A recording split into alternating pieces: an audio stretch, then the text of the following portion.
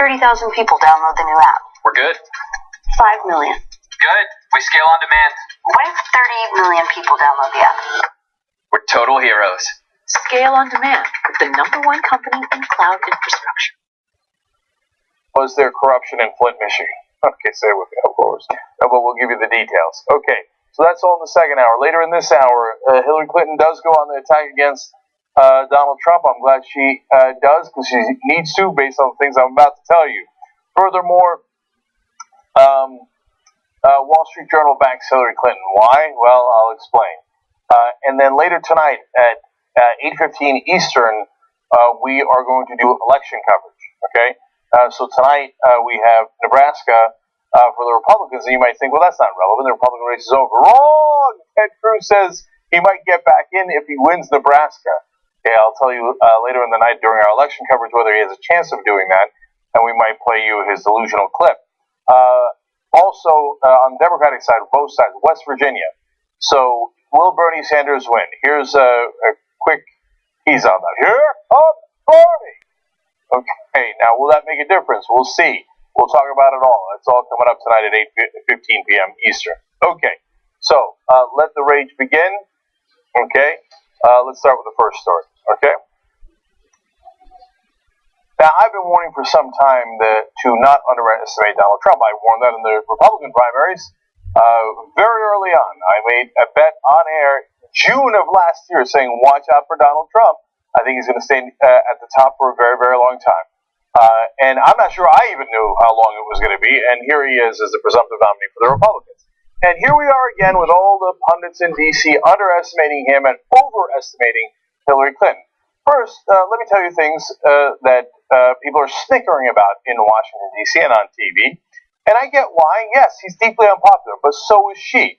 And then after I tell you all this, I'm going to show you how they're basically tied at this point, which is potentially disastrous, not just for the Democratic Party, but for the entire country. But first, let's have fun. Public policy polling polled Donald Trump versus several horrible things and see how he did. So, yes, Donald Trump is losing to likes, 54 to 28. By a 26-point margin, American people prefer lice to Donald Trump. He's losing to jury duty by 18 points.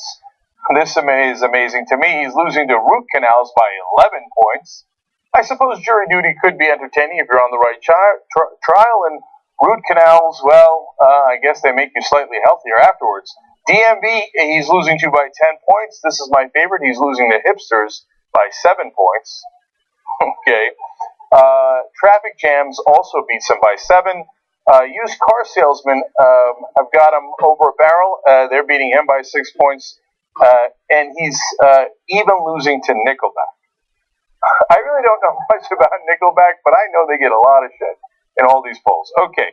To be fair to Donald Trump, he is beating cockroaches, but by only 4 points. And he's got one up on hemorrhoids, but only by 6 points. So who does number 2 work for? Well, in this case, number 2 is hemorrhoids.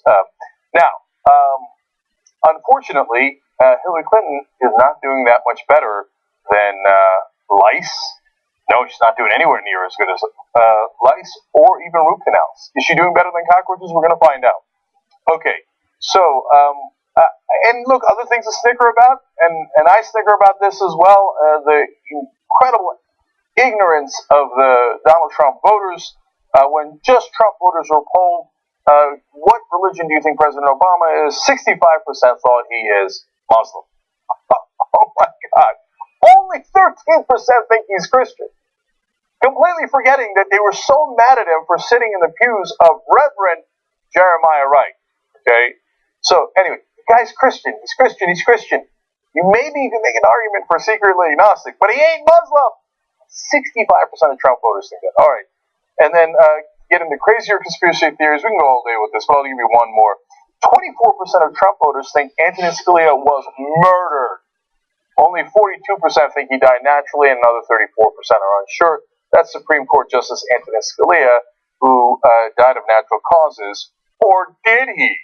A full quarter of Trump voters are apparently insane and believe that he was murdered by who? I don't know. Okay. So, now, Okay, we got him, Donald Trump. What a loser. He's so unpopular. His voters are crazy. So obviously Hillary Clinton, who Washington loves, thinks is a wonderful, wonderful politician. That's why she's going to do so much better than Bernie Sanders. Everybody in the Democratic Party says she's the better candidate. I know it. Here's who it turns out doesn't, the American. So there are a number of polls. Let's stick with public policy polling for a second. Hillary Clinton leads Trump. Oh, good. 42 to 38. That is incredibly close. But Libertarian Gary Johnson at 4% and Green Party candidate Jill Stein at 2%. In a matchup just between Clinton and Trump, her lead expands to 47-41. I guess that's slightly more reassuring, but there will be other candidates. It's not like Gary Johnson and Jill Stein are going to run. They are going to run, and they might not be alone. So that does not bode well. Okay. Now, all of Washington tells me Bernie Sanders is not as good a general election candidate. Let's find out if the American people agree. Bernie Sanders continues to do the best in the general election matchups, leading Trump 47 to 37, with Johnson at 3%, Stein at 1% on the full field, and leading Trump 50 to 39 head-to-head. So even with the other candidates in, he beats Trump by 10 points. Easily. This is approximately the 88th poll in a row showing Bernie Sanders does better in a general election, but they cannot get it through the heads of Washington pundits and the Democratic Party. Everyone that's seen these polls, there's tweets everywhere. Nate Silver, Paul Begala, of course, he's biased. I understand that. He loves the Clintons. But every pundit, no. These polls are noisy. What does that mean, noisy? They're too early. They're too this. And it's Sanders' fault. And no, don't believe the polls. No. Be careful. Believe the polls. Isn't it ironic that you've got Nate Silver telling you not to believe the polls? And by the way, didn't Nate say that about the rise of Donald Trump for a long time? He's apologized for that in the primaries. Oops, I got it wrong. Well, here you are. You're doing it again. Huffington Post is a story about don't freak out. Don't freak out about the polls. First of all, don't take Jimmy's line. Okay? Second of all, don't apply it here because you should freak out because you now have time to do something about it. Don't sit on your hands and assume that Trump's going to lose. Okay. Now, let's break it down a little bit further. Okay. Here is part of the problem in the assumptions of the Washington pundits. Clinton leads Trump 78 to 9 among Democrats in the full field at this point, while Trump leads Clinton 78 to 7 among Republicans. Now you're saying, Jake, why did you tell me that? That's so obvious. Yes, she's a Democrat. She wins the Democrats. He's a Republican. He wins the Republicans. No. The pundits on TV and all over the papers are saying, no, the Republican Party won't be able to unify behind Donald Trump. And he's going to split the party, and Hillary Clinton is going to pick up a lot of Republican voters. Wrong again, Bob. Not split at all. No, among the donor class and all of your buddies in New York and Washington, they like him. They don't have any problem with him. Okay. Now, more details on that. Although much has been made of disunity in the GOP, public policy polling explains, it is actually just as unified behind Trump as the Democrats are behind Clinton. 72% of Republicans now they say they're comfortable with Trump as their nominee, to only 21% who say they aren't. Those numbers are little different from the ones among Democrats that find 75% of them would be comfortable with Clinton as their nominee to 21% who said they would not. So almost identical numbers. So yes, there are some Democrats who are not comfortable with Hillary Clinton, some Republicans who are not comfortable with Donald Trump, about the same numbers. Hillary Clinton has no advantage in that regard. So when you hear someone on TV telling you she does, they're not telling the truth. They're telling you what they want to believe, not what the polling actually indicates. Okay, beware of pundits talking about their bullshit gut. Okay, look at the actual numbers. All right. Now, it gets much worse. The swing states are the most important. It doesn't matter how much Hillary Clinton wins California by or how much Donald Trump wins Alabama by. Florida, Ohio, Pennsylvania. These are very important. Now, Pennsylvania, God, it hasn't gone to a Republican in so long. I don't even know why they keep it as a swing state. Well, it turns out you keep it as a swing state because Donald Trump might win it. We'll get to that in a second. But Florida, you know how important Florida is in these general elections. Oh, good, Hillary Clinton's leading by 1 point. Jesus Christ. That is a statistical tie. You're only beating Trump by 1 point in Florida. Congratulations. Now look, fair is fair. You report all the numbers. This is, by the way, Quinnipiac. No longer public policy polling, a different poll. Okay? There, Bernie Sanders is beating Trump by only 2 points. That is not a big enough lead. That surprises me. Usually Sanders, as I showed you in the other poll, has a much larger lead. That is also disconcerting because it goes not just to the weakness of Hillary Clinton, but to the apparent strength of Donald Trump. Okay? Now, the numbers are starker in other states. You go to Ohio, she's not even winning. She's losing. She's losing 43 to 39. She's losing Ohio 43 to 39 to a monster. Donald Trump is winning the state of Ohio at this point. Okay. Don't freak out. Are you kidding me? Yes! Freak out! I mean, Bernie Sanders is still running. But, of course, every pundit's like, oh, Bernie Sanders. He does much better against Trump. We wouldn't want to go with him. No, let's go with a weaker candidate. So, speaking of Bernie Sanders, well, is he also losing in Ohio? No. He's winning in Ohio. He's winning in every swing state. He beats Donald Trump by 2 points there. I would like that to be a much larger margin, but it isn't. I'm reporting the facts to you, not what I would like. But the reality is he scores 6 points higher in Ohio. That's fairly critical because he wins by 2 and she loses by 4. Okay. How about Pennsylvania? My God, she's only got a 1-point lead in Pennsylvania. 43 to 42. Obama won Pennsylvania by 10 points. And, the same guy's telling you, oh, don't freak out about the polling. It's too early. I actually looked at the polling results for Obama at this point in the election versus what happened at the end. You know what? Pretty similar. Now, yes, it went up and down a little bit. But, for example, Obama at this point had a 9-point lead in Pennsylvania. And at the end of the election, he had a 10-point lead in Pennsylvania and won it. Won it by 10 points. That's pretty similar, right? No. If Hillary Clinton is losing and the polls say that, don't believe your lying eyes. How many times have I heard these from these dumbass pundits? But I know that they're not dumb. Like, it's certainly Nate Silver's not dumb. He's a really, really bright guy, right? And I'm mentioning his name too much. It's not fair to put it all on him. It's almost all across the board. I guess I'm mentioning his name because I'm more disappointed in him because his job is to read numbers and to be unbiased, right? So, but all the pundits, they're like, no, I don't believe it. I live in Washington, and in Washington and New York, everybody thinks Hillary Clinton's a wonderful politician. Go to the rest of the country. They don't think that. Look at the numbers.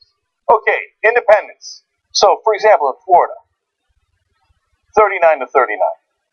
She can't convince independent voters that maybe they shouldn't vote for the xenophobic, bigoted, racist loser who bankrupted 4 companies. 39-39. Okay. Now, I'm going to show you how Bernie Sanders does with independents a little bit later. Why is she doing so poorly? Clinton's favorability in Florida is a net negative 20 points, 37 to 57, though Trump earned the same numbers. I told you, yes, Trump has very negative numbers. But so does Hillary Clinton. What part of this is a strong candidate? But every Democratic establishment person is a very strong candidate. Bernie Sanders is not strong. She's net negative 20 in Florida. Yes, my hair is on fire, and so should yours. But you're too encased in your stupid bubble. You're not dumb, but your bubble's dumb. Okay? Everybody, standard politicians are awesome. Yeah, you don't need to win independence. Polling, numbers don't matter. No, I really like Hillary Clinton. I'm establishment, she's establishment. Yes, you all got the wrong assumptions. Yes, and they are stupid assumptions. Look at the goddamn numbers. Okay. For Sanders, 43% said they had a favorable opinion of him, 41% unfavorable, and 14% said they did not know enough to have an opinion. So again, I'd like those numbers to be higher, but you see what's happening there? He's got a 2-point margin in his favor of favorability. Now, that's not that great a number, right? But it's a lot better than negative 20 that Hillary Clinton has in the same state in the same poll. +2 or negative 20. Yet every pundit on TV says, oh no, Hillary Clinton would be the better candidate. Oh, I know she'd be the better candidate. My gut says she'd be the better candidate. Okay. Clinton outscored Trump in all 3 states. Oh, this sounds good. With respect to whether either candidate cares about the needs and problems of people like them. Though more people in each state feel that neither does care. So, now this is one of the 2 pillars of elections, right? Do the politicians care about people like you? Okay, and that is so important. Sanders does great. Hillary Clinton does slightly better than Donald Trump. The guy's a billionaire who only cares about himself. He's a megalomaniac. And they're relatively split on the issue of whether he cares more or she cares more about the average American. This is a disaster. Okay. This is the one that is the most devastating. When it comes to being honest and trustworthy, neither Trump nor Clinton performed particularly well. Though the Manhattan real estate mogul outperformed the former Secretary of State by 9, 8, and 9 points in Florida, Ohio, and Pennsylvania, respectively. She's losing by 9 points to honest and trustworthy, to a guy who was almost never told the truth. Every word out of his mouth is a lie. What he says on day one, he changes on day two. What he says in hour one, he changes in hour two. It's one lie after another, and she's losing in that category by 9 points. But yet every genius in the Democratic Party establishment says, no, don't go with the guy that's got double-digit leads in honest and trustworthy, and people know that he cares about them and their issues. No, go with the person losing to Donald Trump by 9 points in honest and trustworthy. I've never seen a Democratic candidate this week. I'm going to go to a third poll. These are all out today, okay? Let alone the 88 other polls I showed you before, all saying Sanders is a better general election candidate. Okay. So this one's a little bit better. This is NBC News. She's beating Donald Trump nationally. Again, the swing states are more important, but she's winning 49 to 44. 5-point lead. Okay, little breathing room there. That's NBC News SurveyMonkey weekly election tracking poll. But obviously, this is the one poll, right? I hear every pundit telling me Sanders does worse. So I guess this is probably the one poll where Bernie Sanders is going to do worse against Donald Trump, right? Of course not. He crushes him. He beats him by 13 points. He embarrasses him. He would landslide him. But no, don't go with a much stronger candidate where Americans are screaming at you. He's the guy who will beat Donald Trump. No. Math. I thought the Republicans had a problem with math. I thought they had the war on math. Apparently the Democratic Party has an even bigger war on math. So, why is he doing so much better? According to the NBC News poll, quote, there are two significant groups that Sanders wins over by much larger margins than Clinton and help him beat Trump by double digits. Republicans under 30 and independents who do not lean toward either party. And then they go on to state all the overwhelming numbers. Yes, because he wins young people in one poll by over 60 points. And she's barely winning young people over Donald Trump. He crushes among independents. She ties among independents. And in some states loses among independents. This is not a hard question. I'm trying to prove something that is so profoundly simple and obvious, yet every other idiot on TV and in the press, no, all the polls are wrong. Oh, my gut is right, and all the polls are wrong, and all the numbers are wrong, and all the math is wrong. Oh, they haven't attacked Sanders yet. Hillary Clinton spent $1 million on internet trolls to attack Bernie Sanders. Called him sexist. In one article in the Times of Israel, indicated that he sold out his own people. That Bernie Sanders, the first Jewish candidate to do this well in a presidential election, might be a little anti-Semitic. They haven't attacked Bernie Sanders. Every single media article and interview with him. Aren't you a socialist? Oh, no, but the Republicans would attack him on being socialist. What do you think the press has been doing for the last 6 months? No. But Hillary Clinton, what? Is Donald Trump not going to attack Hillary Clinton? He would attack Bernie Sanders, but Hillary Clinton he would leave alone, right? God, man, their assumptions are pathetic. I'm not just mad because I think Bernie Sanders is better on policy and empirically better as a political candidate. I'm also mad because I don't want Donald Trump to be president of the United States. You couldn't hand him a better Democrat to run against. God, they lie over and over again. I don't know what's worse, their lies or their ignorance in Washington and New York. Oh, Hillary's great. I would close my eyes to all the numbers. Finally, we go to Natalie Jackson writing at Huffington Post, saying, until we have more polls, and this is just one indication. I'm using this as an example. To be fair to her, there's about a dozen articles today saying just things almost exactly like this. She says, until we have more polls, and as long as Clinton is still battling Sanders, the general election numbers will be unstable.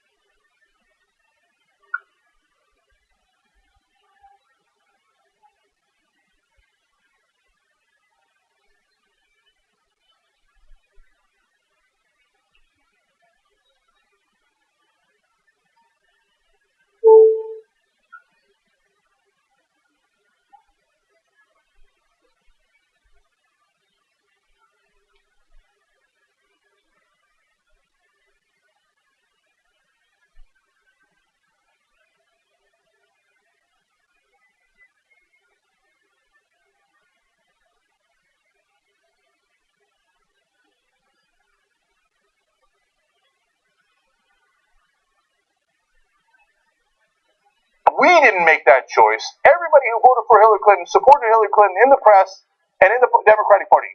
You made that choice. You're wholly responsible for what could be an epic debacle. I worry we miss a little bit of the other parts of the responsibility with this. There's the establishment, there's the Democratic Party, there's the DNC, there's Debbie Washington Schultz, there's the setups, there's this. We've talked about all these things. There's still people that are voting. And they're still going out voting for Hillary Clinton. That's what's happening, right? Whether they're being fooled, whether or not the press is telling them the wrong thing or not, these things are happening. So I don't want it to come off so much as the DNC is choosing Hillary Clinton as the nominee at this point, when actually Bernie Sanders is trouncing her, because it's not happening. There's people that they feel this is the way it is, either before anything the media says or after or during, or they're not paying attention. They're just plugging the ears and saying, I remember I liked Hillary back in 08 and she didn't win, so I like her now. I think that's a pretty big swap. So maybe we can be upset at people who are maybe voting and not thinking about what they're doing, fine. But I don't want it to be too much as, oh, look what the DNC's done. That's the reason. That's not all. There's people voting still, and there's tons of them that are voting for her. And by the way, the worry about Bernie not getting the traction is the reason she's this weak of a candidate in the general election. Because the logic and the thought process and the reality come from Bernie and supporters of his is sinking in. Maybe it's too late, but it's sinking in. That's why she's this weak. See, well, there's enough people that do know all this about it. Okay, look, Jared, there's a lot of truth in what you're saying. And so some people now in the Sanders camp are in the world of like, no, every election was rigged, and no, not every election was rigged. No, she, and I know that's a gross exaggeration. I don't want to create a straw man here, but no, there were plenty of elections she won, and she won by very large margins. And if the DNC hadn't tilted the scale in her favor, she probably would have won anyway, as Jared's talking about, certainly in the South. Okay, but it doesn't help that every single person in the power establishment is on her side. So I'll just give you one brief example, and then we'll move on. Okay, so Americans, and this is just true of human nature, they like winners. So people will go vote based on who they think they're going to win. Now that, to me, is maddening. Like, why do you care? Who do you think is going to win? If I thought Donald Trump was in a race with Bernie Sanders and Donald Trump was about to win, why would I motivate me to vote for Donald Trump? Are you nuts? Right? But a lot of people are nuts. They go, oh, who's the winner? Who's going to win? Okay, I'm going to press that one. And the entire old media, almost all the, and by the way, I say old media, but really almost all the websites too, all the new media, with the exception of us, and I don't know who else, maybe Democracy Now!, Psycho Talk, etc., right? All of them counted the superdelegates from day one. It was fundamentally dishonest, and the whole point was to say, from day one, Hillary Clinton's the winner, Hillary Clinton's the winner, go ahead and go in there and press Hillary Clinton, she's the winner. So hurry up, Bernie Sanders, get out of there. She's got all the superdelegates, she's the winner, she's the winner, she's the winner. Make sure you press Hillary Clinton, because she's the winner. That is a hell of a thing to overcome. Maybe if they hadn't done that, Bernie Sanders wouldn't have won anyway. Maybe she would have prevailed. It's possible, right? But wouldn't it have been nice if they actually had an even playing field? One that wasn't filled with absolute lies by the mainstream media telling you every single day that she had an overwhelming lead that she never had. Not in the beginning. She eventually did have a lead in pledged delegates. But they tilted the scale massively in her favor because they were so fucking smart. And they knew it in their gut that she was going to be the better candidate than Bernie Sanders. How's that working out? Okay. So now let's go to the next story.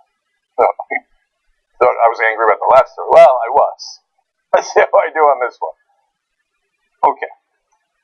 We've got a think tank named Urban Brookings Tax Policy Center. So they're supposed to be nominally liberals. I got interesting news for you guys. This is the stuff that they never tell you anywhere else. These think tanks are funded largely by millionaires. So, a think tank, you know what that is? It's a bunch of so-called experts sitting in Washington coming up with reports and policy papers. Do you give money for that? Almost never, right? Who gives money for that? Who pays all their salaries? People who have a vested interest in the reports that come out. So that's overwhelmingly true for the conservative think tanks. They're all funded by millionaires and billionaires, and all their reports say, shockingly, that we should give tax cuts to millionaires and billionaires. Now, a lot of you think, oh, well, the liberal groups are better. Sometimes, on some issues. No, the liberal groups are not as bigoted as the conservative groups. A lot of the people on their boards and a lot of their donors are also millionaires and billionaires. They're generally better guys than the other side, but they also have a vested interest even if they don't realize. So why do I tell you this in the context of the Urban Brookings Tax Policy Center? Because they put out this report back in March when it was very relevant to the primary race between Bernie Sanders and Hillary Clinton. So let's find out what it was. Let's go to the Hill. The Hill reports, TPC, that's the Tax Policy Center, in March estimated that Sanders' tax plan would raise $15.3 trillion over 10 years. Everyone would pay more taxes under his plan, and most of the new revenue would come from the wealthy. Wow, if you just saw that, you'd be like, wow, oh my God, he's going to raise taxes by $15 trillion. Wow, that sounds dangerous. Okay, well, esteemed think tank, nice job. Well, hold. The Hill says the Sanders campaign complained that TPC's tax analysis was, quote, inaccurate and one-sided because it did not look at the benefits that people would receive from the candidate's spending proposals. Now, that couldn't be true. I mean, these guys, their whole job is to sit around and think all day, right? That's why it's called a think tank. You're telling me you wrote a whole paper and you didn't think, oh, here are the downsides. Oh, the upsides? It didn't even occur to me. It turns out, no, the Sanders campaign was right. The director for the think tank, Len Berman, said, thought that the Sanders campaign had a point. Yeah, you think? You think they might have had a point? Okay, the Center's latest analysis now looks at who wins and who loses once Sanders' new government benefits are taken into account as well. Now, isn't this freaking convenient? In the heat of the primaries, they do a completely one-sided report that goes, oh my God, look at this socialist Bernie Sanders raising taxes by $15 trillion. Benefits, I've never heard of benefits. I don't know what you're talking about. Never even occurred to me. Well, I guess every genius at this tax policy center should be fired for not considering the benefits as well.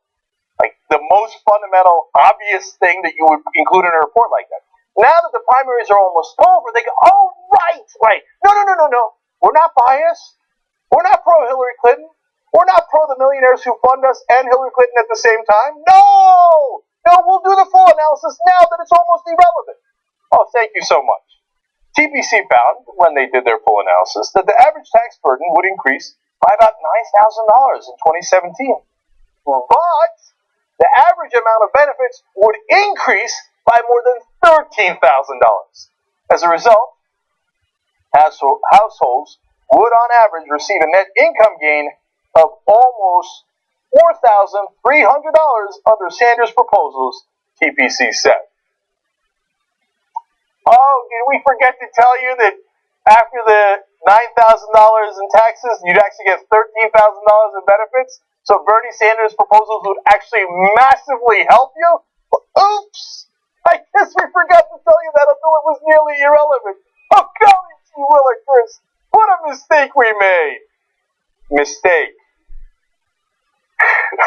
Len Berman, again, the director of the group, says, quote, we have never seen a proposal as progressive as Sanders. I wonder if that's why he was so popular in the Democratic primary without any of you guys, not just helping him, but every single one of you working against him in the establishment. But they also say, for most households, their final conclusion is additional government benefits would more than offset the tax increases. In other words, yeah, our first report was completely and utterly misleading. It made you think that you were going to lose $9,000, and in fact, you were going to gain $4,300. Ha-ha!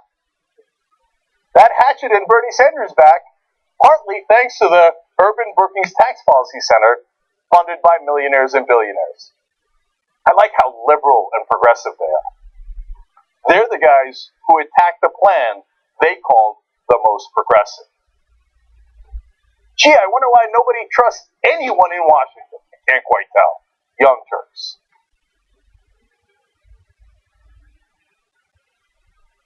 We talk about TYT Army being so strong. Usually they help us run our show. Now they're going to help us run the country. Oh, like this. It's time that we reclaim democracy for the people. We had a huge victory for Wolfpack. When Lincoln said this was a country by, of, and for, he said of the people, not of corporations. Our representatives don't represent us. Whoa! Democracy! United! We are! We are! Too strong! There's thousands of volunteers, and you can be among them. With Wolfpack, the mission is so clear. Money is killing our democracy. 96% of Americans want it. When you get the power back, oh, that feels good. This is just the beginning. Let's go get them, man. Up and at 'em. Knock, knock. We're coming for them! Wolf-pack.com. I'm just doing what's right. Yes, go back to that. Mexico's going to pay for the wall. So good. Very, very big price.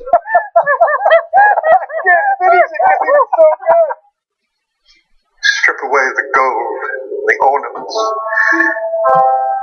knock down the statues and the pillars, and this is what remains. If Melisandre brings him back to life and he owes her one, they should have sex immediately. I wish you good fortune in the wars to come. So he turns out he'll learn that he's Rhaegar and Lyanna's kid, and that he is the just heir to the Seven Kingdoms, and they'll be like, I took a vow. Yeah.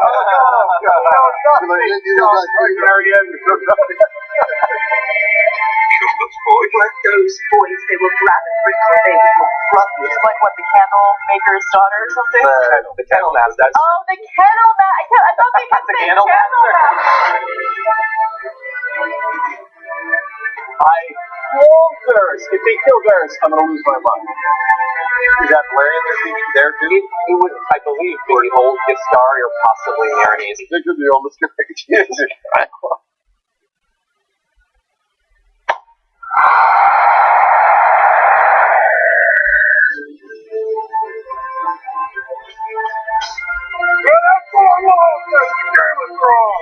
You are not me. You are Theon Greyjoy, the sunrise. She's trying to build him up.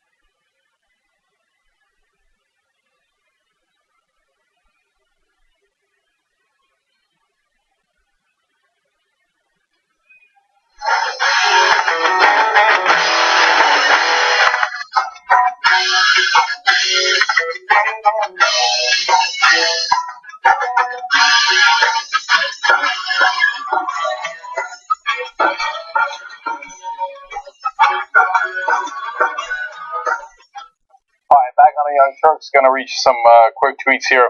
Julia Mahoney says the only think tank I approve of is hosted by John Idarola and Hannah Cranston. Damn straight. Way to be, Julia. That's right. And then Nacho Obama says, how is this surprising? The same pundits led America into the war in Iraq. Hillary listened to them and voted for that war. That's right. It's that same group thing. That same stupid bubble.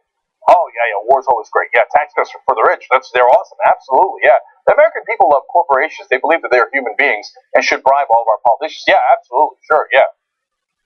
Joey Tovar says, this Cenk Uygur rant is 100% honest. Shut the pundits and corporate media up. Sanders is who we need for progress. Abel says, corporate media refuse to report facts. Yeah, time to freak out. And finally, Aldo Wende Chingon says, sometimes I think Florida exists solely for the purpose of taking some of the heat off of Texas. Fair enough, Aldo Wende. All right, now, let's do a little bit more anger, but mainly elucidation. So we have a Wall Street Journal position, at least by one of their writers, Bret Stephens, on who Republicans, business people, Wall Street should support. Not Donald Trump, not the Republican candidate, Hillary Clinton. The title of the article is Hillary, the Conservative Hope. Indeed. Okay. Now, he explains why she's the right choice, mainly because Donald Trump is the wrong choice. So first he says, the stain of a Trump administration would cripple the conservative cause for a generation. Well, I would argue that cause is fairly crippled already, but we'll get into the details of that in a second. So he then has a paragraph that I enjoyed, but gives you a sense of why people who were against Donald Trump lost in the actual voting. Here's what he writes. Conservatives still play the character card against Hillary Clinton, citing her disdain for other people's rules, her Marie Antoinette airs, and her potential law-breaking. It's a fair card to play if only the presumptive Republican nominee weren't himself a serial fabulist, an incorrigible self-mythologist. See, I couldn't even spit it out. Guy who makes up self-myths. Okay, a brash vulgarian, and when it comes to his tax returns, a determined obfuscator. Okay, fun. I understand those words, even though I apparently can't pronounce some of them. You run that against a populist candidate like Donald Trump, and you're going to get your ass handed to you. And that is exactly what happened in the Republican primaries. I do declare he's a serial obfuscator. And then Trump comes along with, oh yeah, that's the lying Ted Cruz. Lying Ted Cruz! Lying Ted Cruz! No, it's not clever. No, it's not a better word. It just works because he repeats it over and over, and it's simple, and they get it. Lying Ted Cruz. Serial obfuscator? And you wonder why you got mauled by Trump. Okay, now I know Bret Stephens wasn't running against Trump, but all the candidates that he supported, he thought were really dashing, brilliant, really. Marco Rubio, oh, he's a great candidate. No, the miserable candidate. Okay, endorsing Mr. Trump, Stephens continues, means permanently laying to rest any claim conservatives might ever again make on the characters. Well, you got to give Bret credit on that one. That's true. You can't claim to run on character and family values and run Donald Trump. But Bret, who are you kidding? Was the Republican Party ever about character and family values? No, they used that to bludgeon Bill Clinton, but they didn't mean a word of it. That's why you've got people like Congressman Desjardins that says, I made my wife and my mistress get a total of 3 abortions that you know about. But I'm pro-life and pro-family values. That's why I had my mistress abort her kids. That's the same Republican Party. And then you got all the reverends, the pastors who did crack off the ass of a hooker who happened to be male, crack on crack. Okay, but all of that was in your party, and now you're shocked and chagrined to find out that Donald Trump might be ruining the good character of the Republican Party. Okay, now, what's the real reason they don't like Donald Trump? They didn't mind any of those other guys. I mean, the guys who went to go impeach Bill Clinton, speakers of the House, we had Bob Livingston. Well, he had to step aside right away because turns out he was having an extramarital affair just like Bill Clinton. And then Newt Gingrich, oh right, extramarital affair. In fact, he was a serial obfuscator on that issue, but also a serial philanderer. He dumped one of his wives when she was in her hospital bed. Very classy guy, full of character. That's the same Newt Gingrich you love, right? Don't talk to me about character. By the way, let alone the next Speaker of the House for the Republicans, Dennis Hastert. Oops. Who apparently was sexually molesting young boys as a wrestling coach. Oh yeah, the Republican Party built on character. Okay, that's not the real reason why they don't like Trump. Here's the real reason. As Stevens explains. He does it in his own unique way of trying to ironically obfuscate the issues, but I'll break it down. So he says, where's the evidence that as president, Mr. Trump will endorse conservative ideas on tax, trade, regulation, welfare, social, judicial, or foreign policy, much less personal comportment? No. You're not worried about the personal comportment. You're worried about exactly what you just said there. Conservative ideas on tax, trade, and regulation, and welfare, and all the rest of it. You know what that means? No. I want my tax cuts. I'm not sure this guy's going to give it to me. I want deregulation of all the businesses who secretly fund the Republican Party. I'm not sure this guy's going to give it to me. I want to viciously cut social spending programs like welfare, Social Security, and Medicare. I'm not sure this guy's going to give it to me. In fact, he's right. Look at what Trump just said about a day ago. What? The thing I'm going to do is make sure the middle class gets good taxes, bad tax breaks, lower taxes for the middle class, lower taxes for everybody, and I want lower in the middle class. But I'll tell you, the middle class is going to pay a lot less. And you know what? Wealthy are willing to pay more. We've had a very good run. Will someone like me or Donald Trump pay more under your tax? I have a feeling we may pay some more. For the wealthy, I think, frankly, it's going to go up. And you know what? It really should go up. And the next day, the Wall Street Journal has an editorial going, no, not Donald Trump! Not Donald Trump! Gee, I wonder why. But they didn't say that the day after he made the comments about Mexicans being rapists or criminals. They didn't say it the day after he made the comment about banning all Muslims. They said it the day after he said, no, I'm going to raise taxes on the rich. That might be a little telling. Okay, now, he explains, well, look, some Republicans think that Hillary's worse, so that you should vote against Hillary Clinton. He says, no, this belief stems from a failure to take Trumpism seriously, or to realize just how fragile modern conservatism is as a vital political movement. But Brett, you see, that's exactly the point. You've been lying about what Republican voters actually want all this time. You said the Republican voters want giant tax cuts for the rich. It turns out they don't. You said that they want trade deals that ship jobs to other countries. It turns out they don't. You said that the Republican voters want all the things that the multinational corporations that are funding both the Republican politicians and Republican thinkers like you want. Turns out they don't.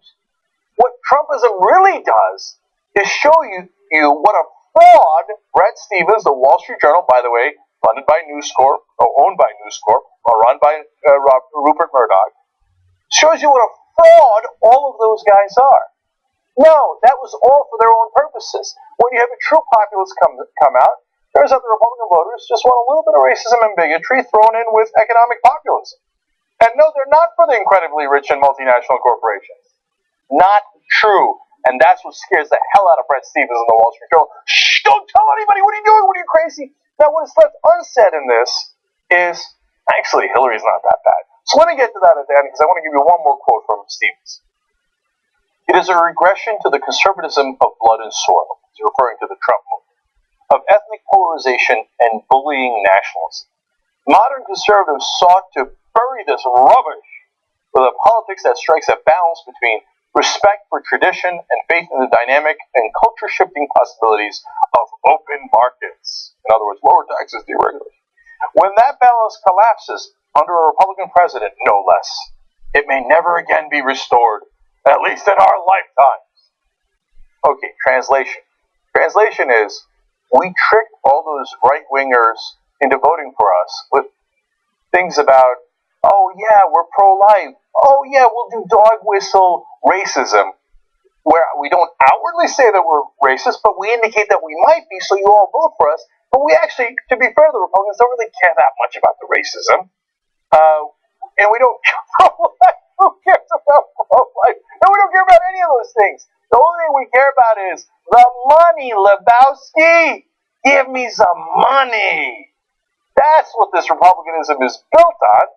And now that veil is being lifted, and the Wall Street Journal is freaking out about it. And now, finally, what is left unsaid is, look, Hillary Clinton would give you those same corporate tax cuts with talk of taking away corporate tax loopholes, as if she's going after the corporations, but in reality, she would reduce their rates, and a couple of years later, they put those loopholes back in. She would do those same exact trade deals, and the Wall Street Journal knows it. They know with every fiber of their being, and they're right. So basically, she would do the same corporatism, minus the racism, which, to be fair to the Wall Street crowd, they're incredibly greedy, but they're really not that racist.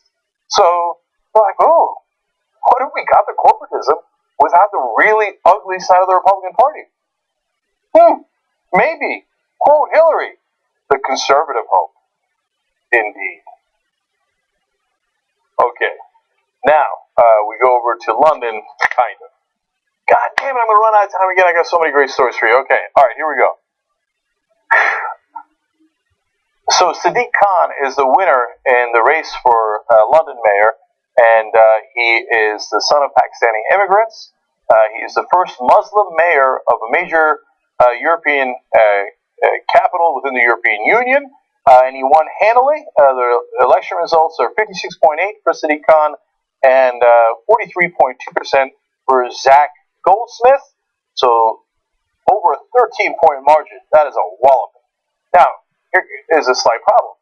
Since he is Muslim, if Donald Trump wins, he might not be allowed into the country.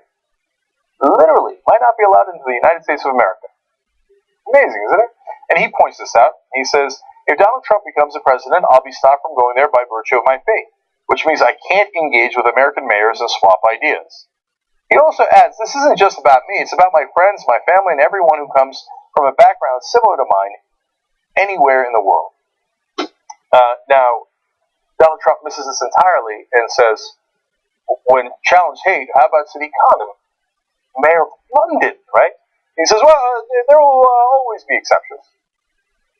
I think you missed the point. He's like, I don't want to be the exception. You're affecting my family, my friends, 1.6 billion Muslims across the world.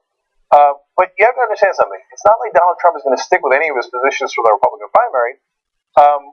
On the issue of minimum wage, for example, he had said just a day ago, quote, sure, it's a change, referring to his position that now he wants higher minimum wage. Sure, it's a change. I'm allowed to change. So on this issue, a core issue that he ran on the Republican primary, banning Muslims, are you going to stick with that issue? I don't know. Here's what he says about Sadiq Khan. I was happy to see that he won. I think it's a very good thing. And I hope he does a very good job. Because frankly, that would be very, very good. That would be very, very good. Okay, great. He doesn't mean a word of what he says, including the hateful stuff, I guess, if you're being kind to him, right? So he's like, am I going to let Sadiq Khan in the country? Of course I am. He's like, oh, athletes. Yeah, I guess I'd let Muslim athletes too. Do you think Donald Trump's going to ban rich Muslims from coming into the country? I don't think so. Right? So he's like, look, I'm just being bigoted to win votes. Oh, how magnanimous of you. And he's already beginning to shift that position. Was that good enough for Sadiq Khan? Not by a long shot. Here's his response.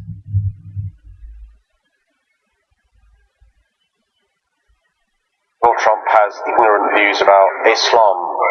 It's not just about I don't be the exception to be allowed to go to America. Donald Trump has said, should he be elected the President of the United States of America, he would ban Muslims from attending America. That means if you are somebody who wants to go there on holiday, wants to go to Disneyland, you're a business person who wants to go and do business there. If you're somebody who wants to be a student in America, because you are a Muslim, you could be stopped from going there. So whilst it may be great, he's made an exception for me. It's not about me. It's about my friends, family, and others from all around the world who want to go to America. And my concern is he's playing into the hands of extremists who say it's not compatible to be Western and to be a mainstream Muslim. I think London showed last Thursday it is. What do you make of Donald Trump? Donald Trump may well be the Republican candidate. You won't be surprised that I'll be backing the Democratic candidate, Hillary Clinton, who I suspect will be, and I hope that she trounces him. Well, that's certainly clear. He's a progressive over in the UK, and he's not having any of Donald Trump's excuses.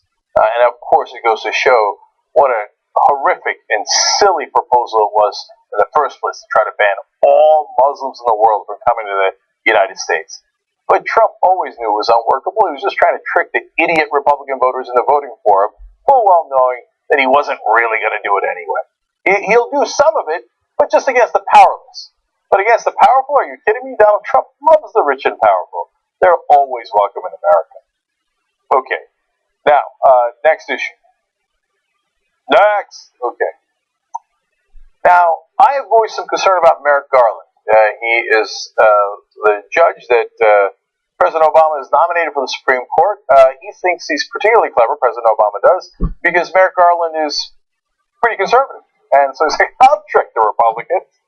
I'll nominate someone who has a lot of conservative positions. And on the rest of his positions, we're not really sure. And that'll get the Republicans, because then they'll be embarrassed into voting for him. But why would we want them to vote for him? So if you haven't heard, and you almost certainly haven't if you watched any media outside of this, and a couple of websites here and there, what his actual positions are. Merrick Garland voted to enhance Citizens United. Now, a lot of people are making excuses for him. Democratic Party is. No, it was precedent and he had to do it. No, the FEC made a case, a very strong case, that he didn't have to do it in that particular case. He could have ruled the other way, but he chose not to. And he didn't just back Citizens United, he made it stronger. He enhanced it. Okay. Among the spectrum of judges that a Democratic president could pick, I'm not sure I could find a worse one. The number one issue is get money out of politics. This guy's like no. I mean, look, maybe he has a secret opinion, but the public opinion is, yay, Citizens United. Okay. Now, to me, because of the precedent issue, maybe you could make an argument, yada, yada. I wouldn't take that chance. There's no way I'd take that chance in a million years. But for me, what ended it was his opinions on habeas corpus. Habeas corpus is really the oldest principle of Western jurisprudence, of Western law entirely in our whole society. It says the government cannot just kidnap someone, put them in jail, and never charge them. They've got to show him, they've got to present his body to a court and say, here he is, and here are the charges against him. If you don't have that, you really don't have anything. You have no rule of law. During the Bush years, when the Bush administration was doing exactly that in Guantanamo, they wanted to have the legal right to be able to say, no habeas corpus. Rip up the U.S. Constitution, the Magna Carta, everything else. Merrick Garland voted with the Bush administration to say that there should not be habeas corpus rights. I'm done with it. You kidding me? That is not remotely progressive. That's not within a continent of progressive. Yet, of course, every Democratic and progressive group in Washington, funded by the same donors that give money to the Democratic Party, oh, Merrick Garland deserves a vote. Merrick Garland, wouldn't it be great if he won? No, it wouldn't be great. It would be a disaster. So now, the reason I bring this up to you is because Senator Jeff Flake, who's a Republican, was on television and he was asked about this. Listen to what he says at the end. You want to wait for the election. You think the voters should have a say in this before dealing with the Supreme Court vacancy. Now that Donald Trump is a presumptive nominee, have you changed your mind on that on that pledge? I think Republicans are more than justified in waiting. That is following both principle and precedent. But the principle is to have the most conservative, qualified jurists that we can have on the Supreme Court. Not that the people ought to decide before the next election. I've never held that position. If we come to a point, I've said all along, where we're going to lose the election or we lose the election in November, then we ought to approve him quickly. Because I'm certain that he'll be more conservative than a Hillary Clinton nomination come January. Did you get that? So if a Democrat wins, the Republicans are like, yes, Garland, yes, we vote yes, yes. Oh, he doesn't even believe in habeas corpus. How are we this lucky? You think Obama's going to withdraw him? He's not going to withdraw him. Obama likes Merrick Garland. Constitution, progressive, civil rights. Now you think that's outrageous. How dare you say Obama doesn't care about civil rights? No, he cares about things that affect him. He ain't down in Guantanamo. Believe me, he's taken away lots of rights of people in other countries as he has bombed them, drone strike them, even with oftentimes without even knowing who they are. And the list goes on and on. money in politics. You think Obama wants to solve that? Why do you think he's president? Because he got the most amount of money. Okay, money in politics has done nothing but help Barack Obama. So, I know everybody in Washington is like, how dare you? Obama is super progressive, and by definition, anyone he nominates must be progressive. It ain't the truth. Look at his actual record. And by the way, in that habeas corpus decision, he was not following precedent. Even the conservative Supreme Court voted in the other direction and said, no. Of course we have habeas corpus rights. Of course you can't just kidnap people and hold them forever without ever trying them. That's preposterous. But that's what Merrick Garland believes. So, whether it's a Democratic president or a Republican president, look at that. That's the one reason they tell you, bow your head, and no matter who it is, vote for a Democrat. Because we're going to get money out of politics and we're going to get the right Supreme Court justice. What they don't tell you is, maybe not. Maybe we'll trick the Republicans into giving them a conservative justice. Wow, what a trick indeed. Looks like they're looking forward to that trick. I think it might be on us. Okay, I'm out of time. God damn it. All right, let me do one more story, guys. I'm going to go to correct a record story. So that's video 2 and sidebar 4. Okay? I'm doing it on the fly. I'm saying it to the audience. What do they know what sidebar 4 is? It's that one. I mean that one. Okay. Okay. You know it's not actually physically next to me. It's not right here. The magic television. Okay. Okay, here we go. Now, Correct the Record's obnoxious super PAC that backs Hillary Clinton, they're the ones that paid $1 million to trolls online to attack Bernie Sanders supporters online. That's because they couldn't find any real human beings who would voluntarily support Hillary Clinton online. At the same time, now that they think that they're running against Donald Trump, they're going to be just as obnoxious to Donald Trump. And I've said this from day one. Look, within a Democratic primary, that's not the kind of dirty politics that makes sense. But I get that that would be effective in a general election where Trump is going to go low, and there's no reason not to hit him back. So to be fair to Correct the Record, they have hit him back already, a pretty good hit here. It's about the issue of women's rights.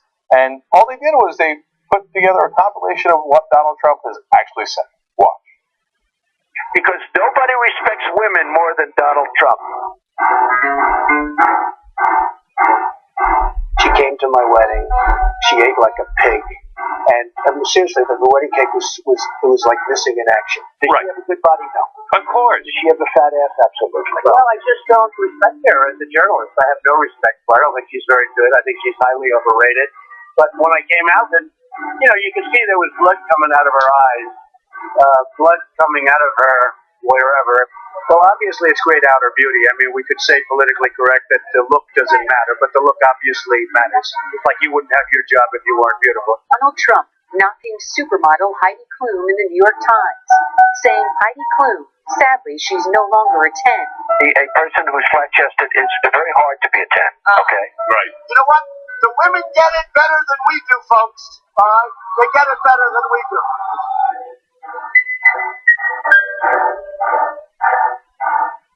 I see. So you treat women with respect. I can't say that either. All right, good.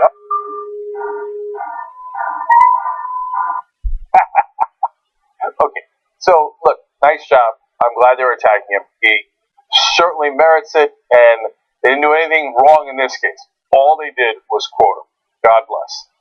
And I don't want anybody to get me wrong. During the general election, whoever the candidate is, I want them to be super aggressive. Don't play defense, play offense. Go after Trump.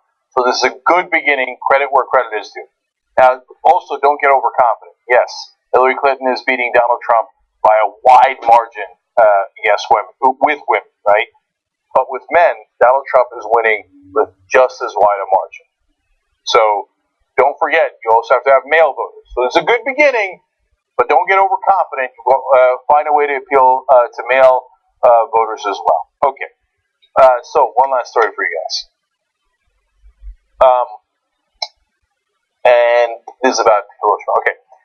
President Obama has decided that he is going to visit Hiroshima, and obviously that is where the United States dropped a nuclear weapon. And so that's an unfortunate point in world history, Now, it doesn't mean that we shouldn't have done it. That is a very hard and complicated question with good points made on both sides. But the fact that it happened at all is tragic, no matter how you see it. But of course not for conservatives. They think it is unacceptable to even say that it's tragic or to visit them at all and show any sympathy, because that would be apologizing for them. Okay. And CNN explains, weighing the visit, the White House officials faced questions on whether Obama's presence would amount to an apology for using nuclear weapons, a move many historians consider essential to ending the war. No. If he went there and said, we were totally wrong to use that nuclear weapon, and we're sorry, that would be apologizing. But he does not plan to do that. By the way, there would be a decent argument to make on that. Because you know what the atomic bomb did? It burned all those civilians alive, let alone the radiation. 100,000 people incinerated. So it's not like something where you say like, oh, there's no downside. I don't know what you're talking about. So what? 100,000 civilians incinerated. So, yeah, I know the argument that perhaps we would have lost more lives with the other option. I don't think that argument is at all settled. Okay? And I'm not taking a stance on either side of that argument. But to say that no big deal, we should never consider acknowledging it, is preposterous. Okay? So, Ben Rhodes, Obama's deputy national security advisor, says he will not revisit the decision to use the atomic bomb at the end of World War II. Instead, he will offer a forward-looking vision focused on the shared future. So, it's always proceeding from weakness, right? No. We're not looking backwards. We're only looking forwards. And he's not revisiting that decision. You know what shows weakness is that when you don't kowtow to the Republicans. The way to show strength would be to not kowtow to the Republicans. Instead, what you're doing is showing preposterous weakness by taking their absurd views into account far too much.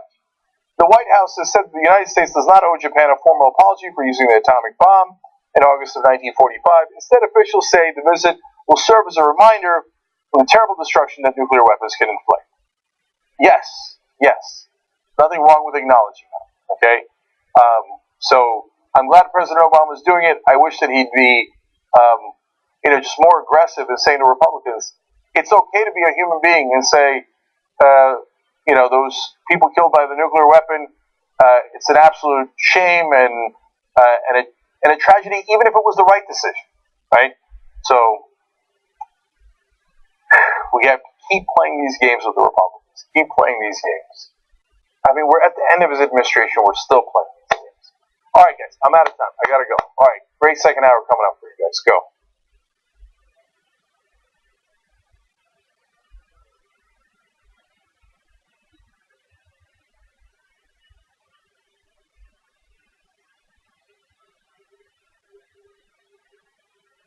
Damn it, they failed us. And if you're not angry about that, Michael, and any of you out there, then you're damn wrong. Because you should be angry. Young Turks. If it was genuine, well, he was bad. Cenk Uygur, known online as one of the Young Turks, isn't afraid to throw some punches. 3, 2, 1, fade up. I just remember thinking, what is this guy's name? Cenk the Turk Uygur. Bring a TV station, this says. The whole point is for me to yell and scream and tell you what I think. It was right out of like Wayne's World. This guy on this little rinky-dink website is speaking truth to power. We've been averaging 600,000 views a day, beating most of the cable shows in America. We're the largest online news show in the world. We're celebrating our 1 billionth view. We're coming. More politics ahead with Cenk Uygur. He knew that the MSNBC opportunity was an experiment. And Phil and host beat CNN and headline news combined. At some point, they want to give me a show. Every single year, that comes out of our paycheck. We put it in, and you're saying we were suckers. When you, as a host, tells someone you're interviewing to shut up, that's going to raise a red flag. That guy needed a long lesson. Shut up. If President Obama's doing the wrong thing, I'm not going to tell you that he's doing the right thing so I can support him, he says to me. You won't believe the meeting that I just had. The head of MSNBC talked to me. They want him off the air. Cenk took an incredible risk. We're supposed to challenge the government. That's the role of the media. The Democrats and the Republicans are here to screw you. And who on the air is saying it? I wouldn't have done what he did. That if I'm going to be a talk show host, I'm going to be the biggest talk show host in the country. I don't think anyone else does it better. I don't think anyone's even close. Before you know it, I'll be back on your TV doing a national show. I guarantee it.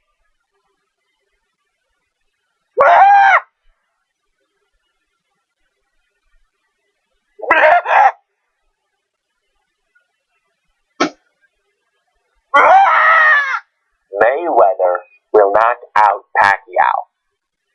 Floyd beats his wife.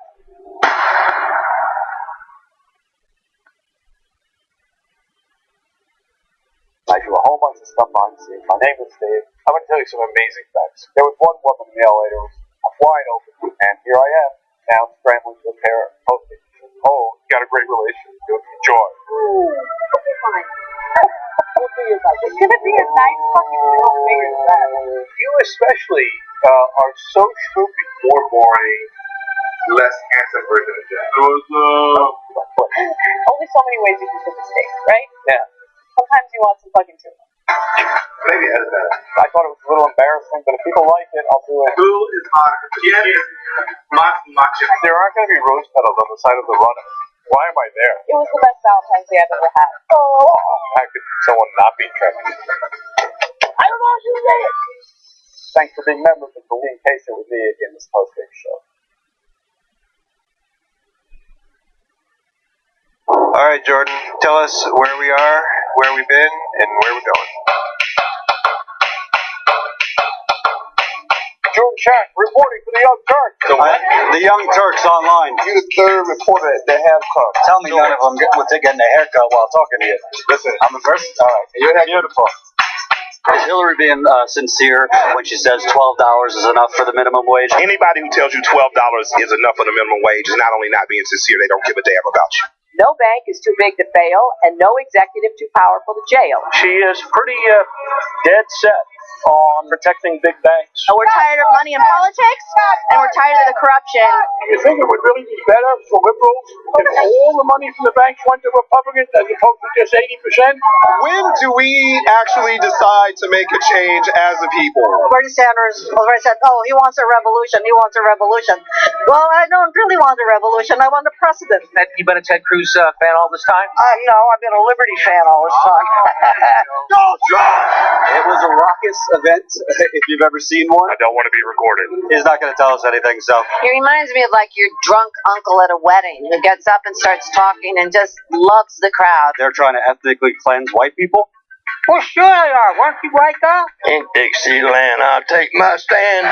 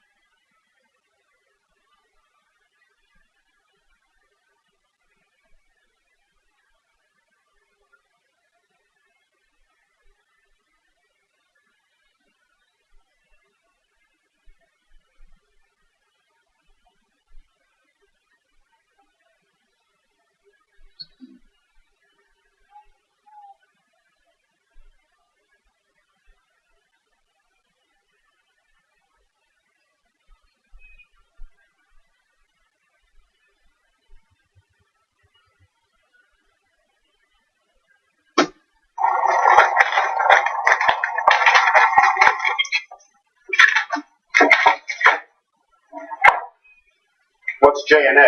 Jacory, right there. You guys share a mug? Yeah, you both take our hot cocoa black. That doesn't make any sense. Plus, I'm right-handed and Arthur's left-handed, so our lips wouldn't even touch the same area. It's perfect. No, I'm not left-handed.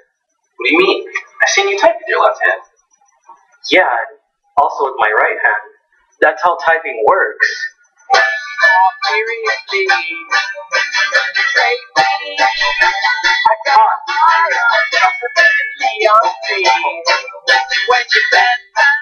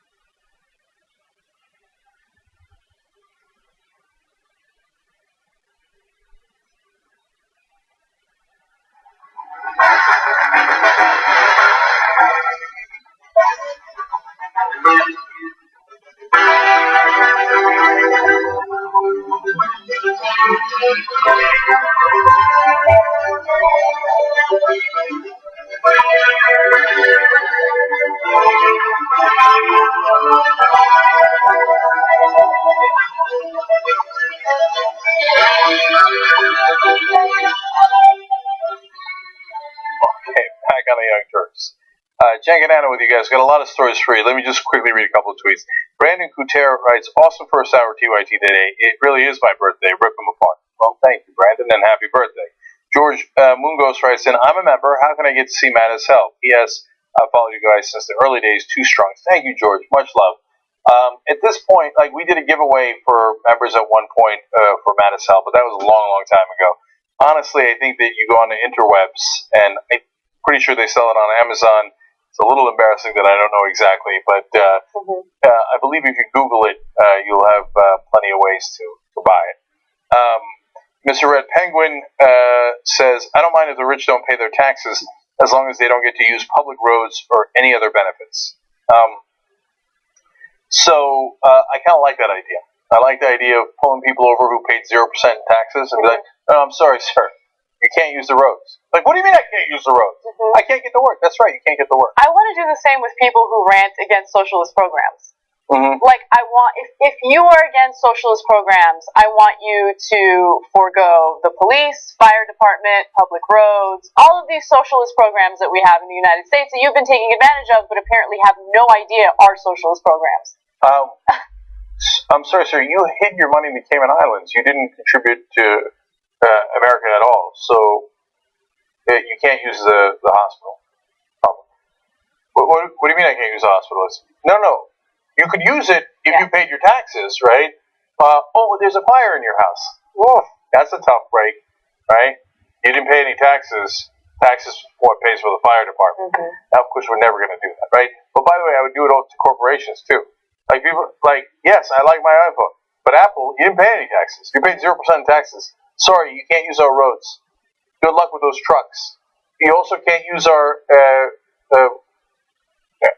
control, right? Yep. So you can't get your airplanes up there because those are all, a lot of that is paid by the public as well. But you're being unfair to Apple. Apple creates so many jobs here in the United States where, except for when they outsource the jobs to factories in China that treat their employees like absolute garbage. By the way, not to be too harsh on Apple, a lot of different corporations do that. That's right. They do. So if they get upset that we point that out, well, it's a sad day. All we're doing is pointing it out. You're the one doing it. Sabrina Hartman finally says, Trump just says what he thinks his voting base wants to hear. I don't think we've ever actually heard Trump's true opinions. Sabrina, I would go further than that. I don't think he has true opinions. Yeah. I think his only opinion, his prime directive is what is best for Trump. Right. That's it. Make good deals for Trump, not bad deals. That's right. Yeah. We need Trump to be winning, not losing. Okay. That's it. There's nothing else behind Trump. Yeah. There are no real opinions. Okay, forward. All right. The mayor of Flint, Michigan is facing a federal lawsuit that was filed against an administrator that used to work for Flint. Natasha Henderson is the individual that filed this lawsuit, and what she is alleging is that she lost her job because of retaliation over the fact that she wanted an investigation into the mayor of Flint, Michigan, allegedly redirecting funds that were meant to help those that were affected by the lead water crisis, and redirecting that money into her own campaign. Now, the wrongful termination suit filed in federal court in Detroit said former city administrator Natasha Henderson was fired in violation of whistleblower and free speech protections under Michigan law and the U.S. Constitution. Her lawsuit alleged that Mayor Karen Weaver ordered her assistant and a volunteer to redirect donors from a local fund set up to help the families affected by the water crisis to her political action committee instead. Now, before we comment on this, I do want to share one caveat. Right now, we don't have any evidence indicating that the mayor did do it. These are just allegations against her, and these allegations obviously need to be proven. But with that said, considering the corruption involving Flint and all of the different politicians that have shady dealings, I wouldn't be surprised. Well, look, to me, the most important fact here is this whistleblower first reported this, and they didn't do anything about it. 3 days later, she reported it again. Within hours of the time that she reported it a second time, she was fired. Yeah. Now, that would be one hell of a coincidence. Yeah. So, yes, we're going to go through the jury proceedings, and we're going to obviously find out in a court of law what happened, and we're going to adjudicate that. But that piece of evidence is fairly damning. And the poison is not just in the water; it's also in our political system. Yes. So when we're all obsessed with money and politics, I got to get my campaign funds. I got to get my campaign funds. I can't win without the campaign funds. Well, we'll do anything to get those campaign funds. And Supreme Court made so much of it legal anyway, right? Mm-hmm. So I could do it. Every trick in the book. I can get donations from almost anybody I want, almost in an unlimited way. So the whole system is encouraging me to take the poison. So I'm going to take it. I'm going to take it, right?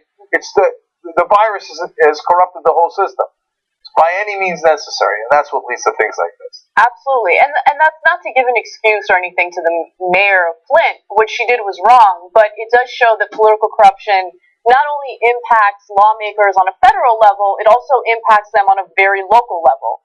And it's depressing to know that you can be the mayor of a town that was so severely impacted by poisonous water, and you exploit that situation for your own political gain and for, political donations. It's disgusting. But most of the Washington power class will look at this and go, "Oh, she's an exception." No. Yeah, it's like the same thing they say about one police abuse story after another after another. It's always just one bad apple. Yet all the other apples seem to be protecting that so-called bad apple. And when we just look into the barrel a little bit, well, look at all those bad apples you never saw before because they were covering it up. And same thing with the politicians. She's the one person abusing it. There's no excuse at all for her.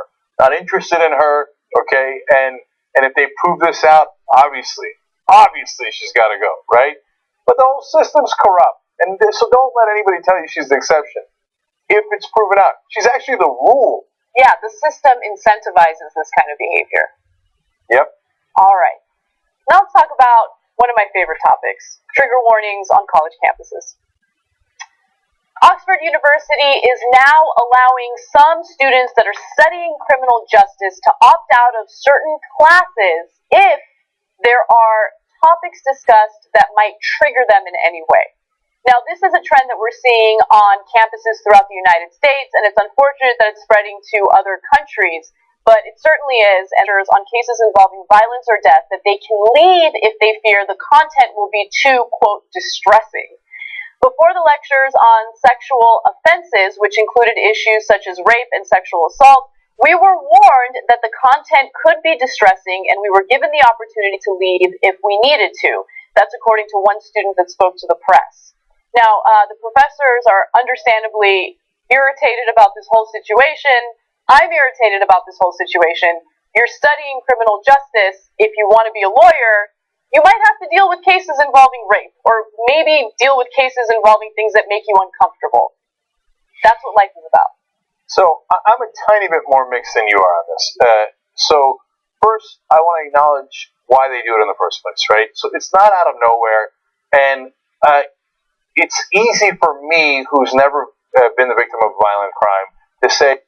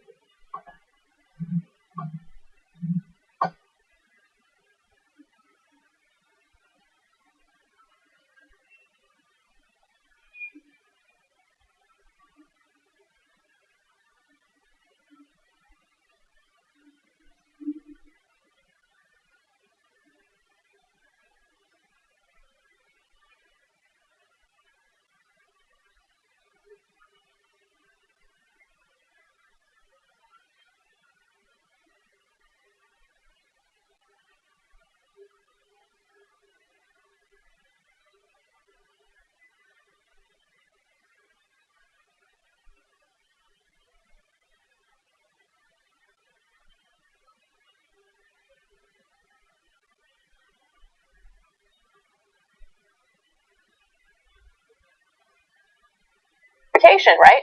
I don't think anyone should be excused or be given a pass because they feel uncomfortable about the material that's being taught. I think that leads to a slippery slope, and I think it's unfair to other students. You're putting yourself in that position. You have made decisions in your life that led to you being a part of that class.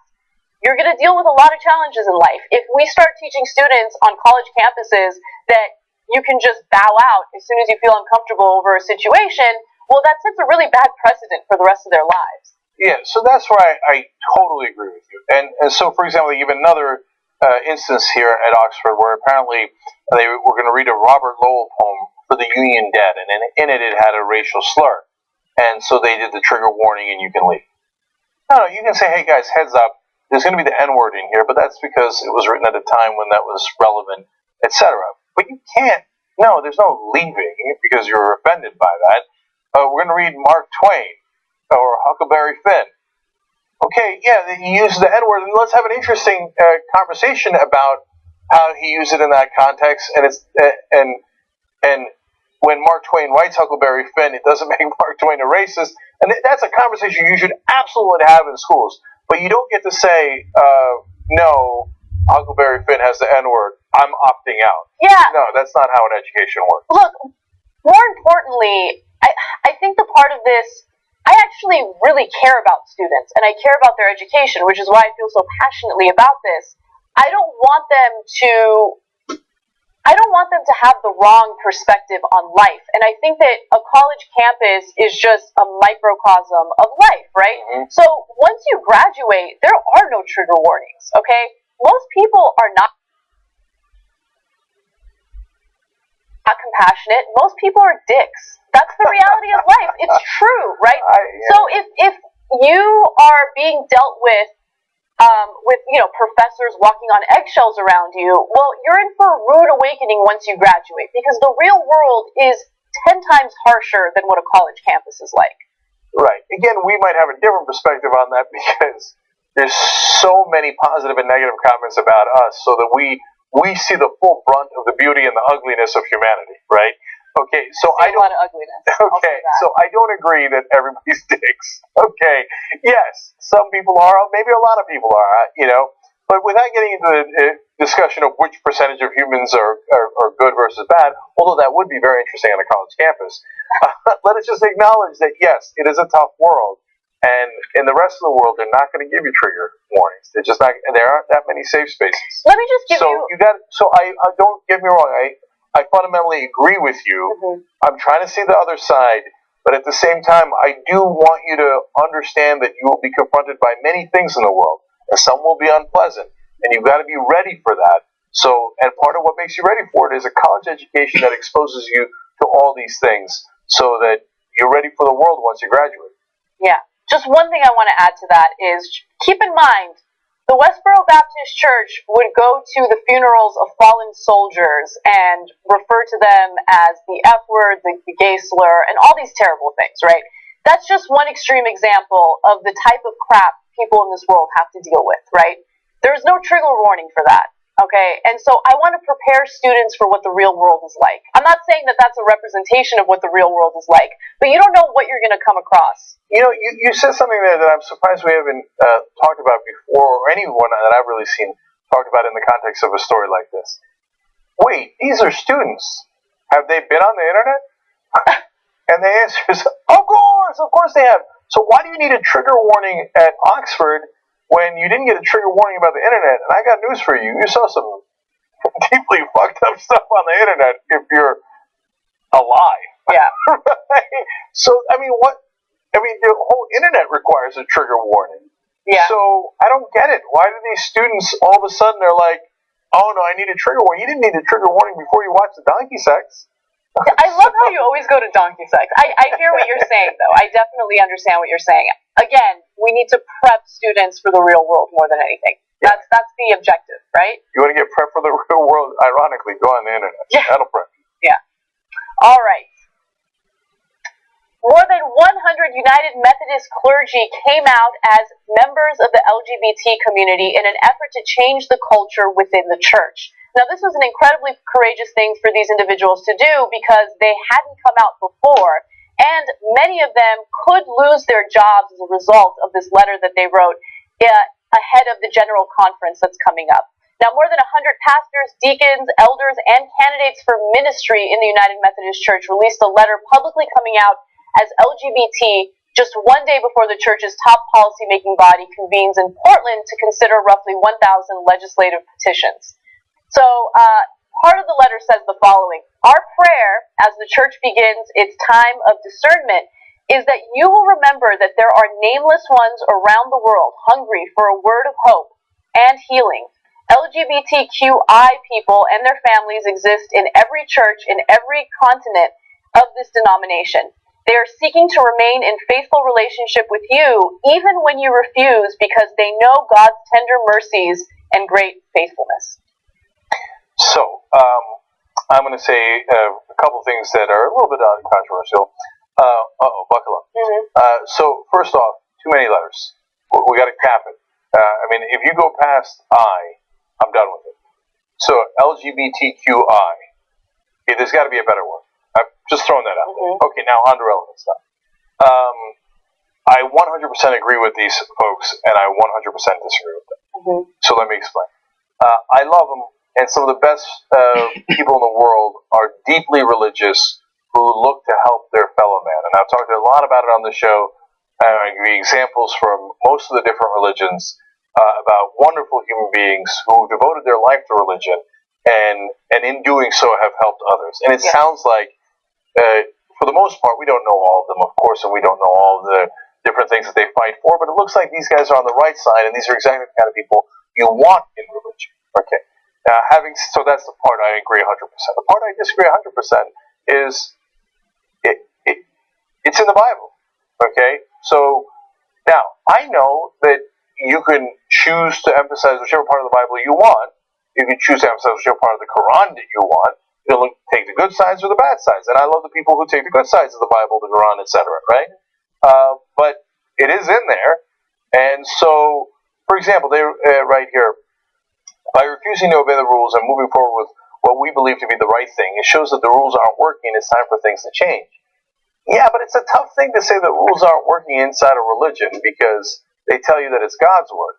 Now, you have to acknowledge that God's word is contradictory, which then makes you acknowledge, maybe it isn't God's word. So, you see what I'm saying? I do. Like, it's a contradiction that they cannot get past. I wish they would find a different way to help people, right? And a different way to express their love of humanity, their faith, which I have no argument with, right? We might disagree on that, but there's no downside to the faith, except there is downside to the dogma, and there is downside to believing things that aren't true. So if you're gay and it says in the Bible that you shall not lie with another man, and yes, there are other parts of the Bible that says, don't worry about it. Yeah. Right? So maybe you should look at that and go, should I really run my life based on this when it makes no sense? Look, when you read the Bible, or when you read any religious doctrine, you're right. There are a number of contradictions that honestly completely turn me off to religion, which is why I'm not really a believer. But with that said, I don't really have a problem with people who interpret the religion in a positive way, right? So they have a very positive interpretation of the religion.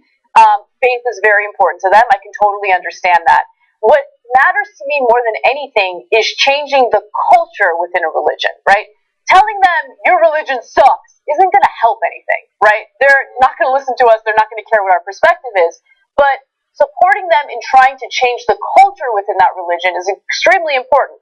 And for them to come out and risk everything that they've built for themselves career-wise to change the culture within this religion, I think is super important and very admirable. So I give them a lot. You're absolutely right. Yeah. So I had a Muslim Uber driver in New York, and he was quoting all these great parts of the Quran, and he is in favor of not fighting. He's Sunni. He doesn't want to fight the Shia. He doesn't want to fight the Alawites.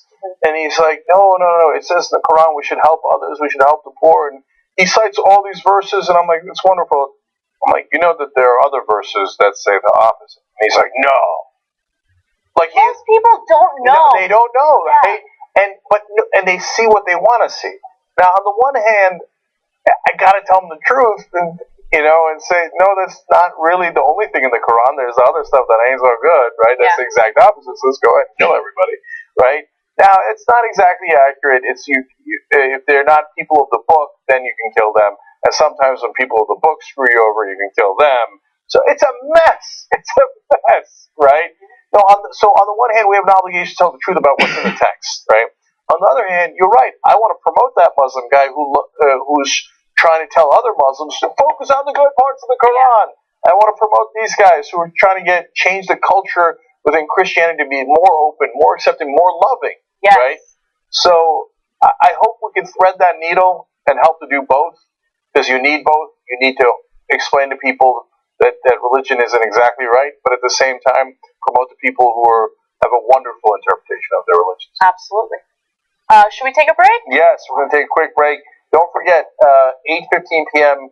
Eastern, our election coverage begins. So tell everybody it's an important election night, and here comes Bernie. Go.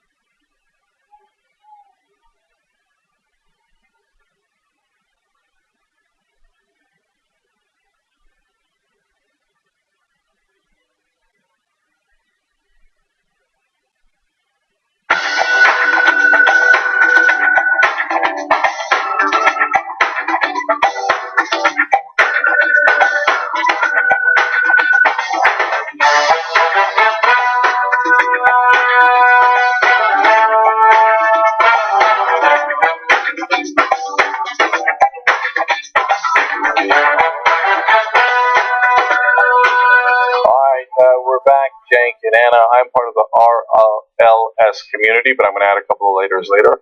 Rational, logical, and secular.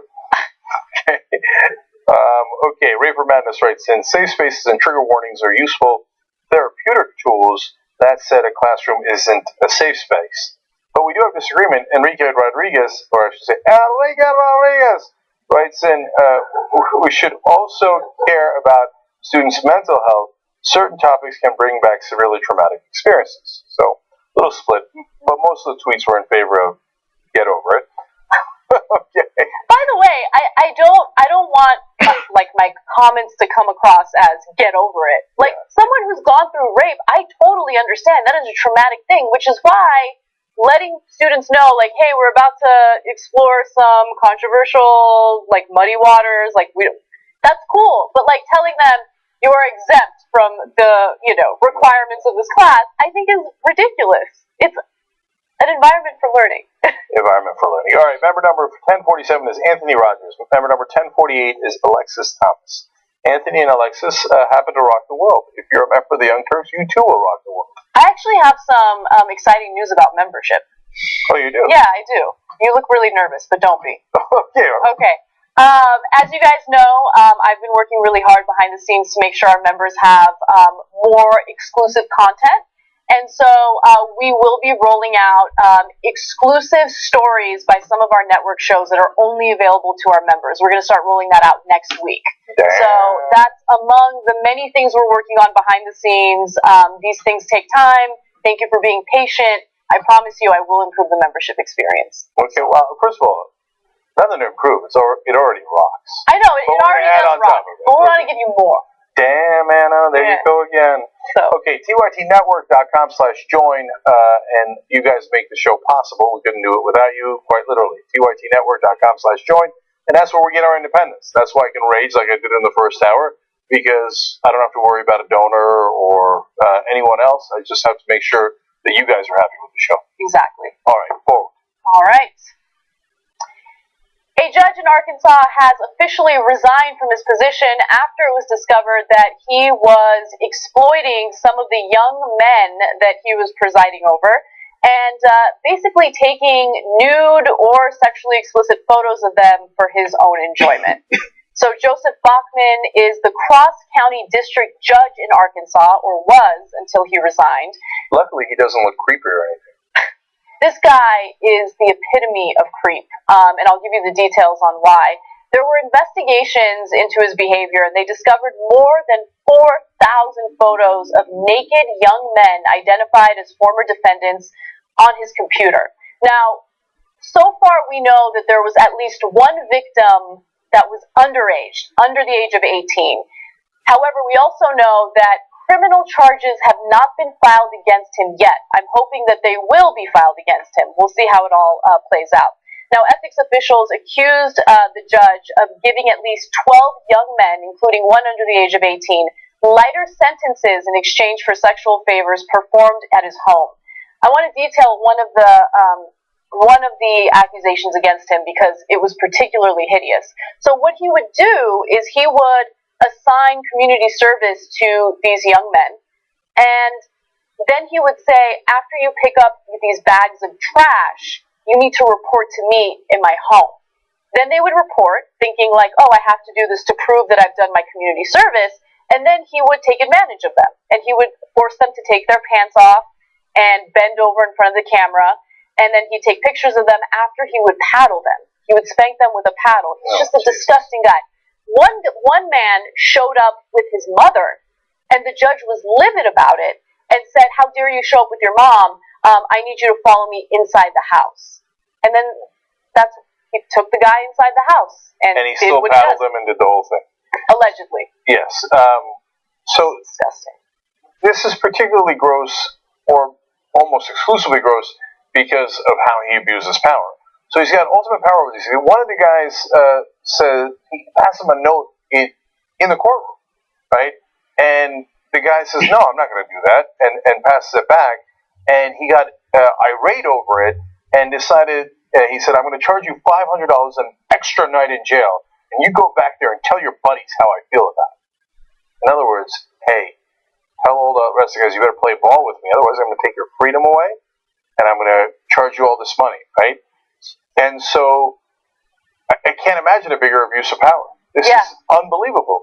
And the part of that story that's the most unbelievable is he's passing the notes inside the courtroom. He took 4,000 pictures, right? So this has been going on for a long time. A lot of people must have known about it. But if you're powerful, don't touch him. Don't touch him, right? He's bringing... Was it not a red flag to anyone in the whole system that this guy was asking these young men to come over to his house? That's red flag number one, right? Red flag number two is passing notes in courtrooms saying, hey, come over to my house and do favors for me, right? And nobody, I mean, how long did it take to uncover this? It's sick, man, because the powerful are assumed to be right and the powerless are assumed to be wrong, and hence you can go ahead and abuse them all you want. Well, I think that the system is complicit in this type of behavior, because think about it. What he did was criminal. There's no question about it. They have evidence that what he did was criminal, and it's taken this long for him to resign. That's the new twist of the story, that he resigned. That's the update. Where are the criminal charges? When are we going to see some criminal charges? He was discovered last year. This investigation happened last year. They have still yet to charge this guy. So according to the Washington Post, the commission's findings have been turned over to the Arkansas State Police, special state prosecutor, and federal authorities. But the judge has yet to be charged with any criminal wrongdoing. He has some images of someone who's underage. That's child pornography. Anyone else in that situation would be charged immediately. The fact that he hasn't been, I'm not saying we need to convict him right away. Of course, you charge him and you go through trial like anyone else. But in this case, we can't even get this guy charged. Yeah. So you're absolutely right. If you smoke a joint and they catch you, you're going to jail immediately. Okay. But this guy, you abused underage kids and made them get naked, and you paddled them, and you took advantage of them. And you did all these things. Let's take a couple of years and figure out whether we should charge you. Wow. That is the assumption of privilege that the powerful have in this country.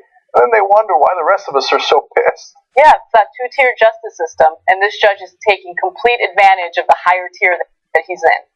On a lighter note, we should make note of the excellent pun in the background. Mm-hmm. Who came up with that? I don't remember. Okay, whoever it was, you don't get a raise, but a sincere kudo. Oh, they don't get a raise. That's a surprise. A job well done. Thanks, Shank. Okay, I'm here to deliver. We all really appreciate the kind words. Well, maybe they can get raises if more people join. TYTnetwork.com/join. Yeah. All right. I'm going to skip ahead to, just because I want to make sure we do the more time-sensitive stories today. I'm going to skip ahead to the story about the Muslim mathematician. Okay? Who wasn't Muslim? Who wasn't? Yeah, I know. You relax. Okay, all right. Okay. A UPenn professor was doing a math equation on a flight, but unfortunately, a person sitting next to him was alarmed at the symbols that she couldn't understand and started asking him some questions. He was so involved in the math equation that he was solving that he didn't really answer her questions to her liking, and so she immediately reported him as a possible terrorist. All right, so let's take a look at this guy. Guido Menzio is his name, which is the most Italian name that's ever been created. Okay? His name is Guido. Okay. His name is Guido. Look, there are terrorists from all different religions and races. There's the Tamil Tigers, for a long time there was IRA, etc. But I have to confess that I've never heard of a terrorist named Guido. Guido Menzio. Yeah. I've heard of some bad dudes from Jersey named Guido, but no terrorist, let alone any Ivy League mathematician. So he's working on this math equation, and it's apparently super complicated, using a lot of symbols that most people, myself included, wouldn't understand. And so this woman starts asking questions, right? And he didn't answer it the way she liked, so she reports him, and then all of a sudden she goes off the plane. And then soon after, he gets approached by members of the FBI. And he's like, what the fuck, bro? Like, I'm just doing some math, right? Mm-hmm. Just get off my nuts. And after they asked him... Not exactly what the Ivy League professor said. That's not what he said. That was not verbatim. So he posted about this on Facebook. He said, the pilot comes to me and asks me out of the plane. There I met with some FBI-looking man in black. They ask me about my neighbor. I tell them I noticed nothing strange. They tell me she thought I was a terrorist because I'm writing strange things on a pad of paper. I laugh. I bring them back to the plane. I showed them my math. At that point, they let him go, but the flight was delayed an hour and a half. So, first of all, for anyone who wasn't even involved in all of this but happened to be on the plane, you should be really upset that we live in this climate where anything that someone doesn't understand is immediately like a terrorist threat. Yeah. So, okay, let's get into it. This is unfortunately the world we've created, and I actually, all those signs that are in the subways, the airports, etc., bother me. Like, see something, say something. Like, look, if you see a bomb, for God's sake, please right away get a guard, get 911. We're all in the airports, we're all in the subways. Nobody wants to die, right? But like the constant, spy on your neighbors, like look around suspiciously. No. And that's a weird language I don't understand. Dude, it's not even a language, it's math. But it freaks me out. And you look slightly Middle Eastern. Oh my God, I'm in a panic. I gotta get off this plane. So, look, some people are saying this is Trump's world, but it isn't. Okay, it's bigger than that. Yeah. This paranoia and the suspicion of one another was created long before Trump. He's capitalizing on it. I get that, right? And that's a point of concern. But we've been doing this to ourselves for a long time now. And so we had the guy who was, and this happened way too many times, the guy who was kicked off a plane for speaking Arabic. Mm-hmm. And then There was the African American guy who was kicked off because he stood up at one point when somebody was saying what he perceived to be racist behind him. I mean, it goes on and on and on. Yeah. And now there's a war on math. It's modern day McCarthyism. It is. Think about it, and it's scary because if you do anything that could be perceived even a little out of line while you're at an airport or on a plane, you could be a victim of this ridiculous behavior, right? And ridiculous fear mongering. But I will say that if I reflect on my own life and the things that I was traumatized by, the things that I was terrorized by, I would say that math terrorized me the most. And so I kind of understand, you know? So, look, the other sad part of this is, I'm not positive he makes it back on that plane if he's Muslim. Mm-hmm. And if it wasn't math, but he was writing a poem in Arabic, no way he makes it back on that plane. And I'm not speculating. As I just told you, we covered several stories. The one I remember best is the most recent one of the student who was going to a UN meeting, could prove that he was going to a UN meeting, and had said, Inshallah. He's like, I hope so. Like a totally benign word that people outside of the Arabic world use. Armenians, Turks, a lot of people use the word Inshallah. Off the plane you go. Nope, we're suspicious.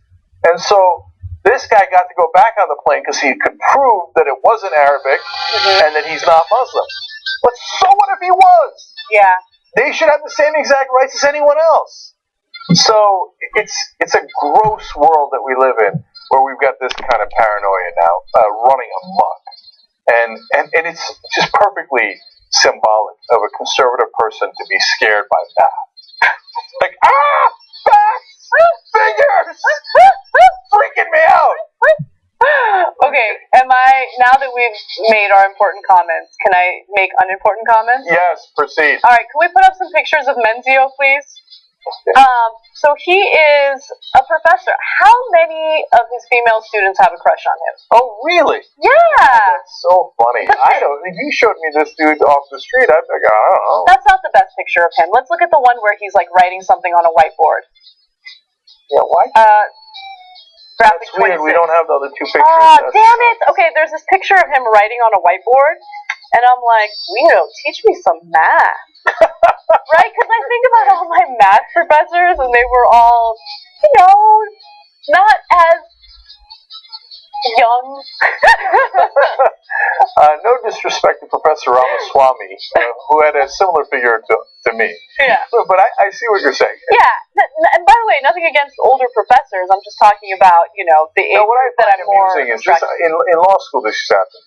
All the girls had crushes on the most mediocre-looking people in the world because they happen to be professors. You know why? Because, I can't speak for all women, but for me at least, I think about my first journalism professor at LA Valley College, right? Oh, Bill. He was just so fucking sexy. And, you take him, you put him in a vacuum, and, yeah, he's a good-looking guy, but you wouldn't think, he's super sexy. But what was hot about him was that he was passionate about the topic, that he was smart. That he got me into it. So his name was Bill? Bill Dauber. Okay. Oh, yeah. Wow. Throwing out his I'm William Dauber. You know who you are. Oh, there's Guido Menzio. That's a good picture of him. That's exactly what I'm talking about. He's writing something on the whiteboard. If that dude was a sanitation engineer, you wouldn't look twice at him. Okay. And you're probably right. No disrespect to my law school professors, but let's keep it real, somewhat disrespect. None of them were lookers. They were just professors. And I was like, that guy? If he was like an accountant, you would never look twice at him. He's a professor. They're like, oh my God, look at Professor Leibowitz. Women like smart guys. Right? All right. Anyway, I had math puns, but we're past it. We're going to move forward. What's the next story? All right. Do we have time for another story? Yes, go. All right, let's do it. Let's do the story about heroin. All right. Throughout the country, various prosecutors are going after individuals that supply people with drugs that lead to an overdose. And the charges against those who supply the drugs are serious. In some cases, they get charged with murder, and then they get sentenced to life in prison without the chance of parole. That's what happened to Jarrett McCaslin, who gave his 19-year-old fiance heroin. He allegedly injected it. and that led to her overdose. Well, prosecutors came down really hard on him, and as a result, he was convicted of murder and has now been sentenced to a lifetime in prison without the chance of parole. Jesus. So there's an interesting trend happening in the country, specifically because of the fact that we're dealing with a huge heroin epidemic, right? On one hand, you have more liberal policymakers trying to ensure that we protect individuals who report these cases to, 911 or to the police, because look, if you're dealing with someone who's having an overdose, you don't want to deter the individual from calling the police or calling for help, right? But now we also have a system where prosecutors want to come after these individuals for supplying the drugs, and it's honestly serving as a deterrent from reporting cases of overdoses to the police. I think it's a really bad idea, and I think it's also unjust. So they're charging people with the same as beating people to death, shooting them to death, poisoning them to death. It's not the same thing, no. Right? And yes, the Good Samaritan laws are in contradiction to this and deeply problematic. If you got somebody overdosing, I want you to call 911 right away, right? But if you think you're going to be charged because you did the heroin or drugs with them, well, then you might not call. That provides a huge disincentive. You think you're going to get a life sentence for being in the room. And in the case that Anna told you about, the guy actually administered the heroin. But they're also going for life sentences even if you didn't administer it. That's if right. you just took it with them, So right? let me tell you the states that are, doing this. Let's go to graphic 22A.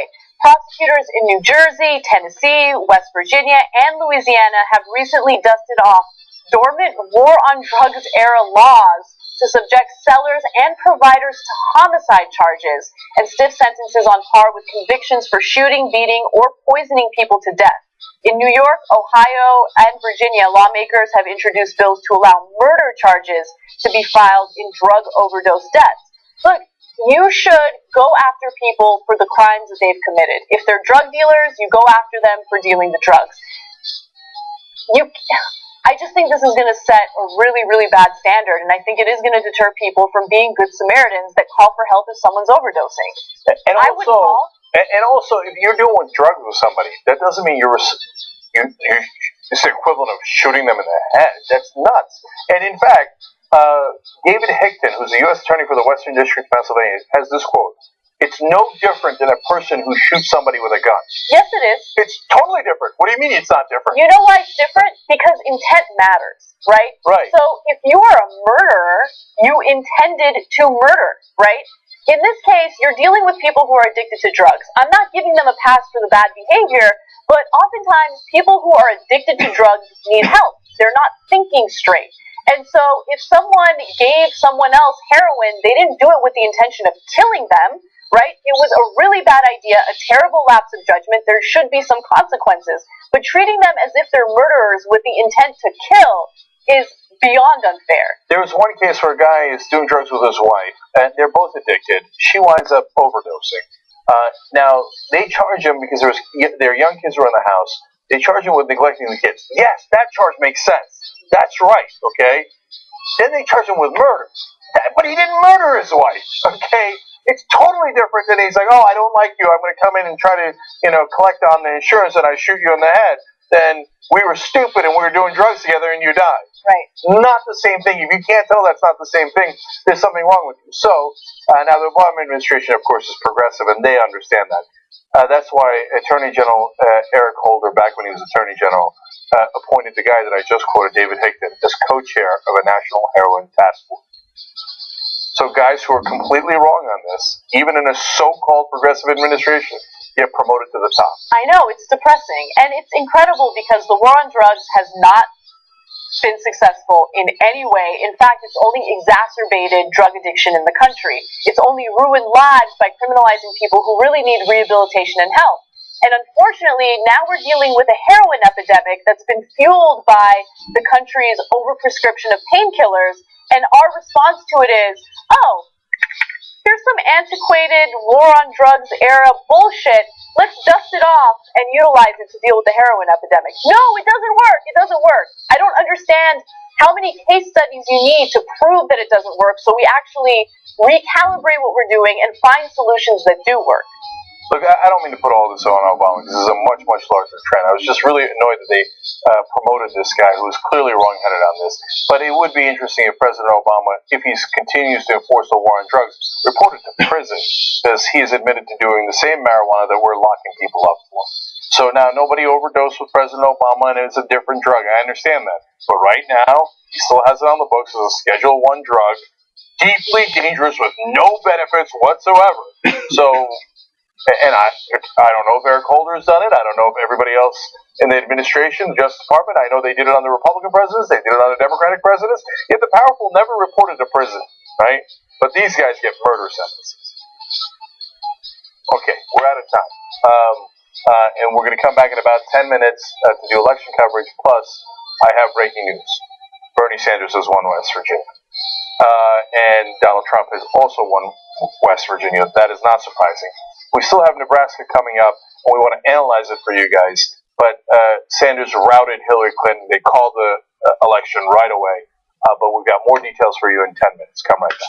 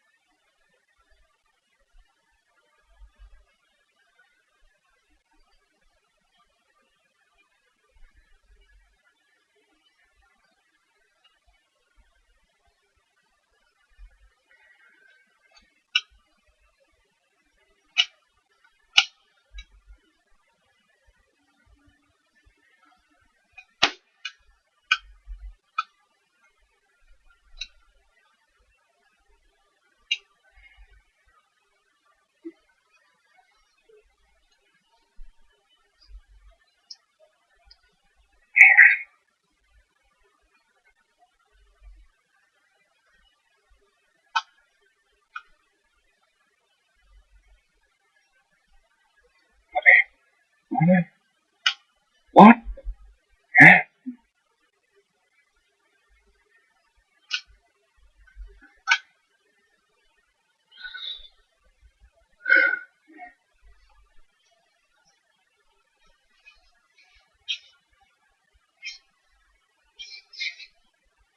Yes. Yes. Why?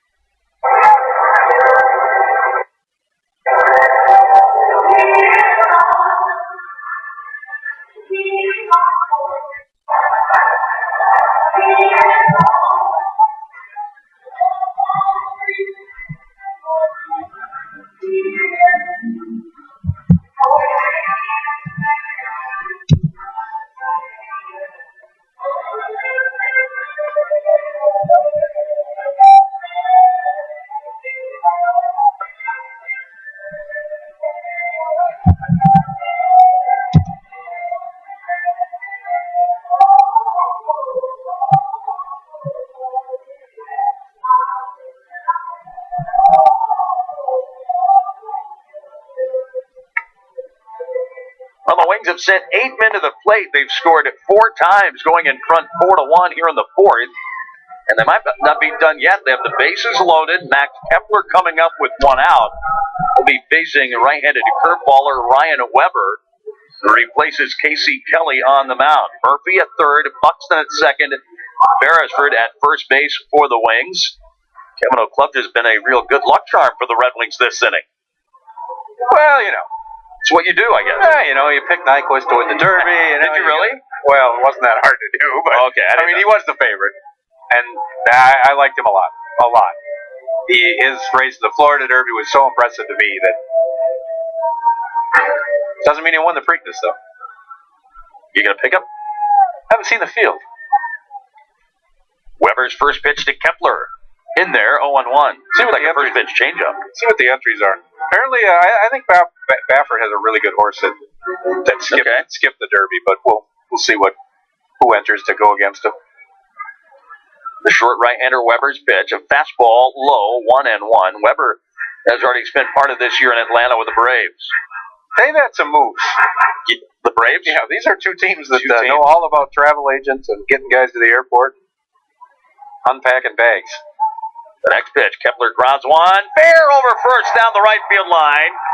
1 run across the plate. Buxton scores the second run. Beresford held at third on a 2-run double by Kepler right over the first base bag, and the Wings are rolling 6-1. Max Kepler with a sharp grounder right over first to bring in Murphy and Buxton. What an inning for the Red Wings. If things are going good, it stays fair. If they're not, it's fouled by a couple inches. But now a guy who began the inning with a walk comes up. Now, who knows how this inning might have been different if Vargas had made it out when this inning began, but he had a terrific plate appearance, walked on 9 pitches, and now he's going to be intentionally walked in this spot to load the bases for Adam Brett Walker, who's on deck. So this will be the 3rd walk of the game for Vargas. All of a sudden, the Red Wings version of Bryce Harper, I guess.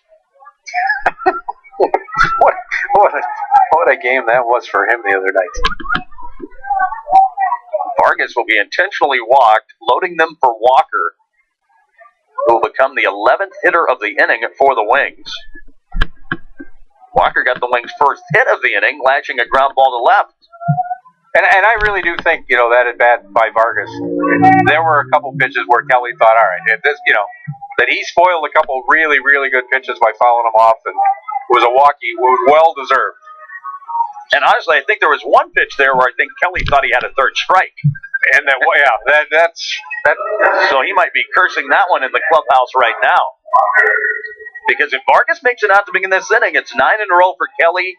Then Walker, who knows? This inning could have gone completely differently if Vargas doesn't draw that walk. 6-1 Wings. Walker now hitting with the bases jammed. Weber starts him with a curve, and it's skied off to the right. And that pop-up will drift back into the seats, 0-1. Why do I think he's going to see some curveballs? Well, Weber's best pitch, I think, is the curveball anyway. It's a big, slow curveball that really sweeps away from right-handed hitters like Walker. And it certainly looks tantalizing along the way, at least as it's approaching the plate, and then Weber stretches and now pitches, and he misses downstairs. Came with a fastball that time. 1-1 on Walker. All the runs this inning going against Kelly's line. Remember, there was one critical error earlier on. The pitch, there's the curve, and it bends way outside. 2-1.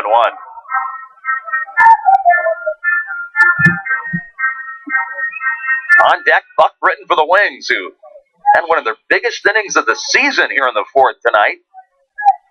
Putting 6 out there. The pitch, curveball swing and a miss. Ooh, that was really lollipopped up there by Ryan Weber. And now 2 balls and 2 strikes.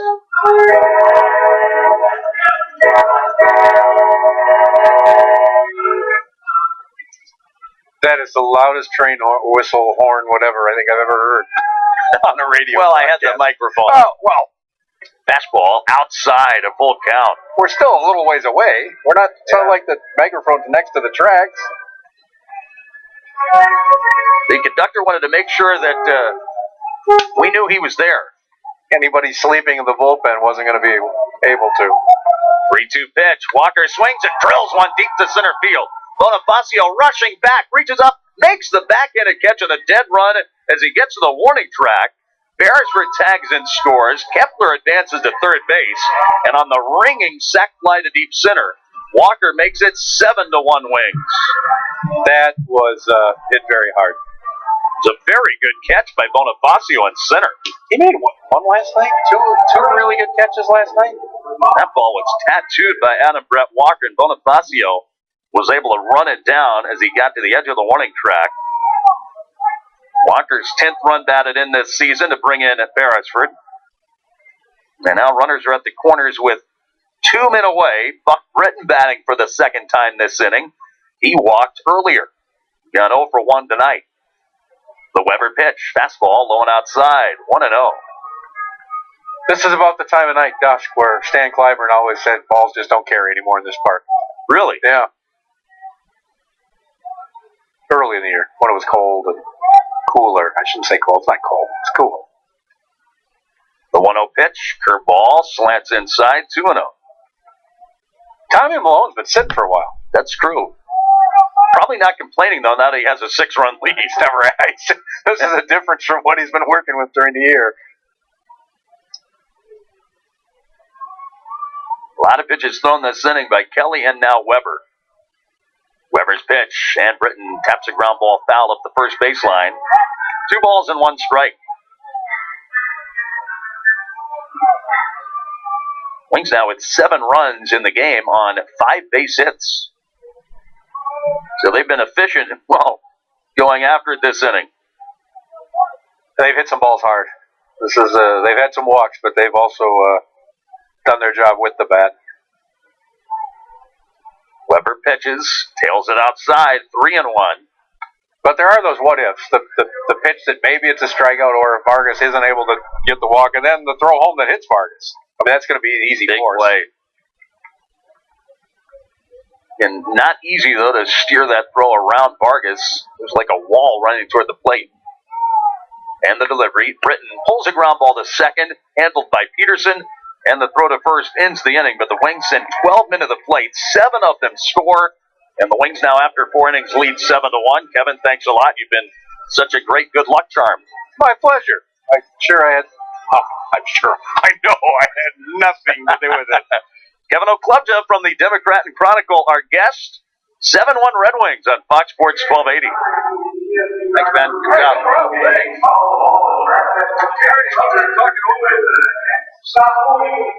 Good luck to you. Ready, set,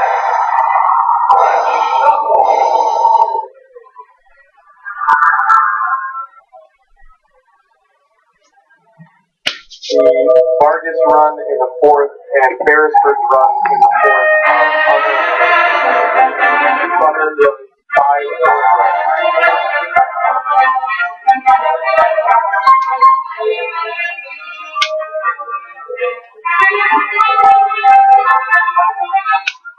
Okay, James, what do you think? Get number 1, number 2, number 3.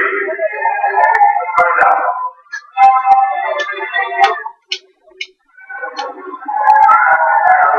It's out there, but it's down.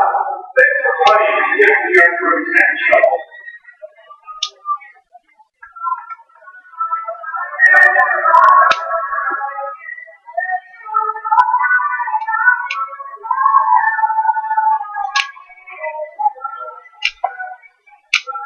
He throws 150 miles per hour Saturday at 8 a.m. with the multi-purchase person.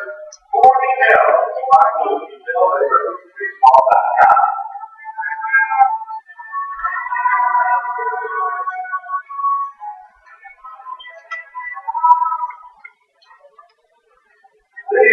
All of a sudden, it's 7-1 Red Wings. Tommy Malone, who had that long time to sit down on the bench during the Wings' 7-run bottom of the 4th, now returns to the hill for the top of the 5th.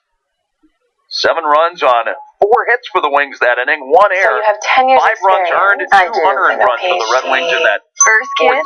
Here's all the numbers, food's in the fridge. Oh, and Lucas likes to pawn jewelry, so you might want to lose the nose ring. By their second kid, every mom is an expert and more likely to choose Loves than first-time moms. Live, learn, and get Loves.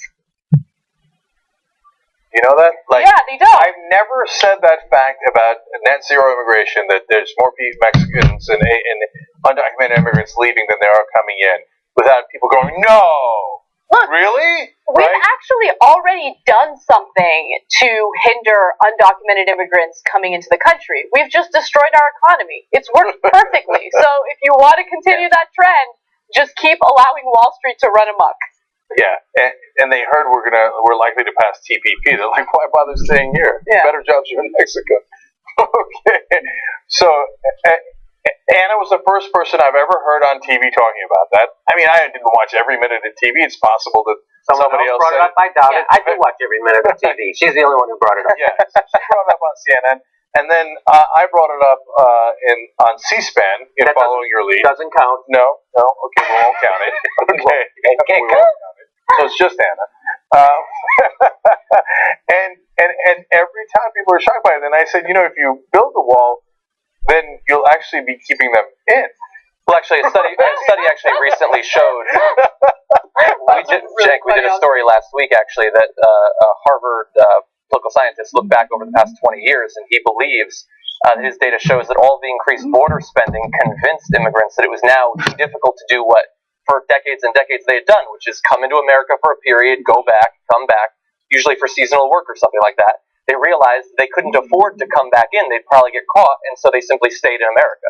So it turned people who sometimes live in America into permanent, undocumented settlers. So you're saying unintended consequences actually made the problem worse. Made it worse, from an American standpoint. Yes. Yeah. Well, from a conservative standpoint. Conservative, I mean, yeah. Also, let's just address the fact that every politician, Republicans included, know what an utter disaster it would be to our economy if we actually deported the 11 million undocumented immigrants in this country, right? First of all, no one even has the ability to do that. But even if we did, they play a huge role in our economy, and they pretend like they don't know that. You know that, which is why every time there's an election, they talk about immigration reform, but then they never really do anything about it. At least they never do what they say they're going to do, which is deport all these people. So if they did, we would. How would we make a salad? Right? That's actually a great point. I mean, our agriculture industry is very reliant on undocumented immigrants. And if you are under the assumption that it's because the farmers want to pay insanely low wages, you're right. But a number of states passed very strict anti-immigration laws, and they said that they would go after those who employ undocumented workers. So farmers were like, oh, we don't want to mess with the law. Okay, fine. We'll fire our farmers or the people that are working for us, and we'll hire people who are documented. Well, they realized that they were having a really hard time finding people to fill those jobs. So in various states, Oregon being one of them, they decided, okay, why don't we come up with competitive wages? They're paying living wages for individuals that work on these farms. They still couldn't find Americans that were willing to do these farming jobs, okay? It would destroy our agriculture industry. It would destroy our economy. People belittle undocumented immigrants so much. They do a lot for our economy. And always have. I should clarify something very important. We said we called the election for Bernie Sanders in West Virginia. So far, only NBC News has done that. So CNN has not done it. New York Times has not done it. And in fact, right now, with very few percentage reporting, Hillary Clinton is still leading in West Virginia. So a little bit of drama here. Here comes Hillary Clinton? No, probably not. No. Anything's possible. Why are you teasing the audience, Cenk? By the way, I'm just telling you what it is. Did you see Jordan? He quoted Chuck Todd about the call. They'd called West Virginia for Bernie Sanders. He said Chuck Todd says victory for Sanders was more of a vote against Hillary Clinton, which in a two-person primary, I thought that's how it works, actually. What the F? What the F? That is one of the funniest things I have ever heard. Yeah, and apparently Chuck Todd kept a straight face the whole time. Yeah. Now, to be fair, Barack Obama might have won the presidency, but it was really more of a vote against Mitt Romney. So anybody could have been president. It just happened to be Obama. Yeah. I don't even know that. That breaks a new record in excuses for why Bernie Sanders' victories shouldn't count. What the? That is unbelievable. I think, look, if you really want to support Bernie, you have to vote Hillary at this point. Like, that's the only way to show that you truly support him. Yes. I thought when you said Jordan was quoting Chuck Todd, I thought the quote was going to be, "It's called a Caesar." I thought that's what he was going to say. Oh, the hairstyle. That's not quite TV, but it's not bad. You know what you're... You have an undue fascination with hair on people's heads. Yes, I do. It's somewhere on their heads. Yes, I do. Ever since I started balding, and then I started taking Propecia, I'm just obsessed with people's. I look at people on TV. I'm like, maybe that's what I'll look like in 5 years. Is that where I'll be in 5 years? I can't stop. That's funny.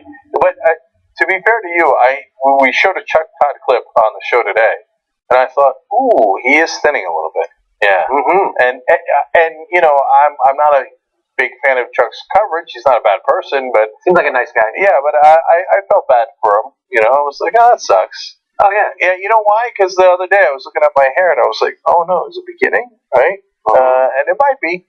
No. And then I was like, oh my god. Well, first of all, 222. I mean, look, I made it to 46. Not bad. I'll take it. You know. But you're 46 only.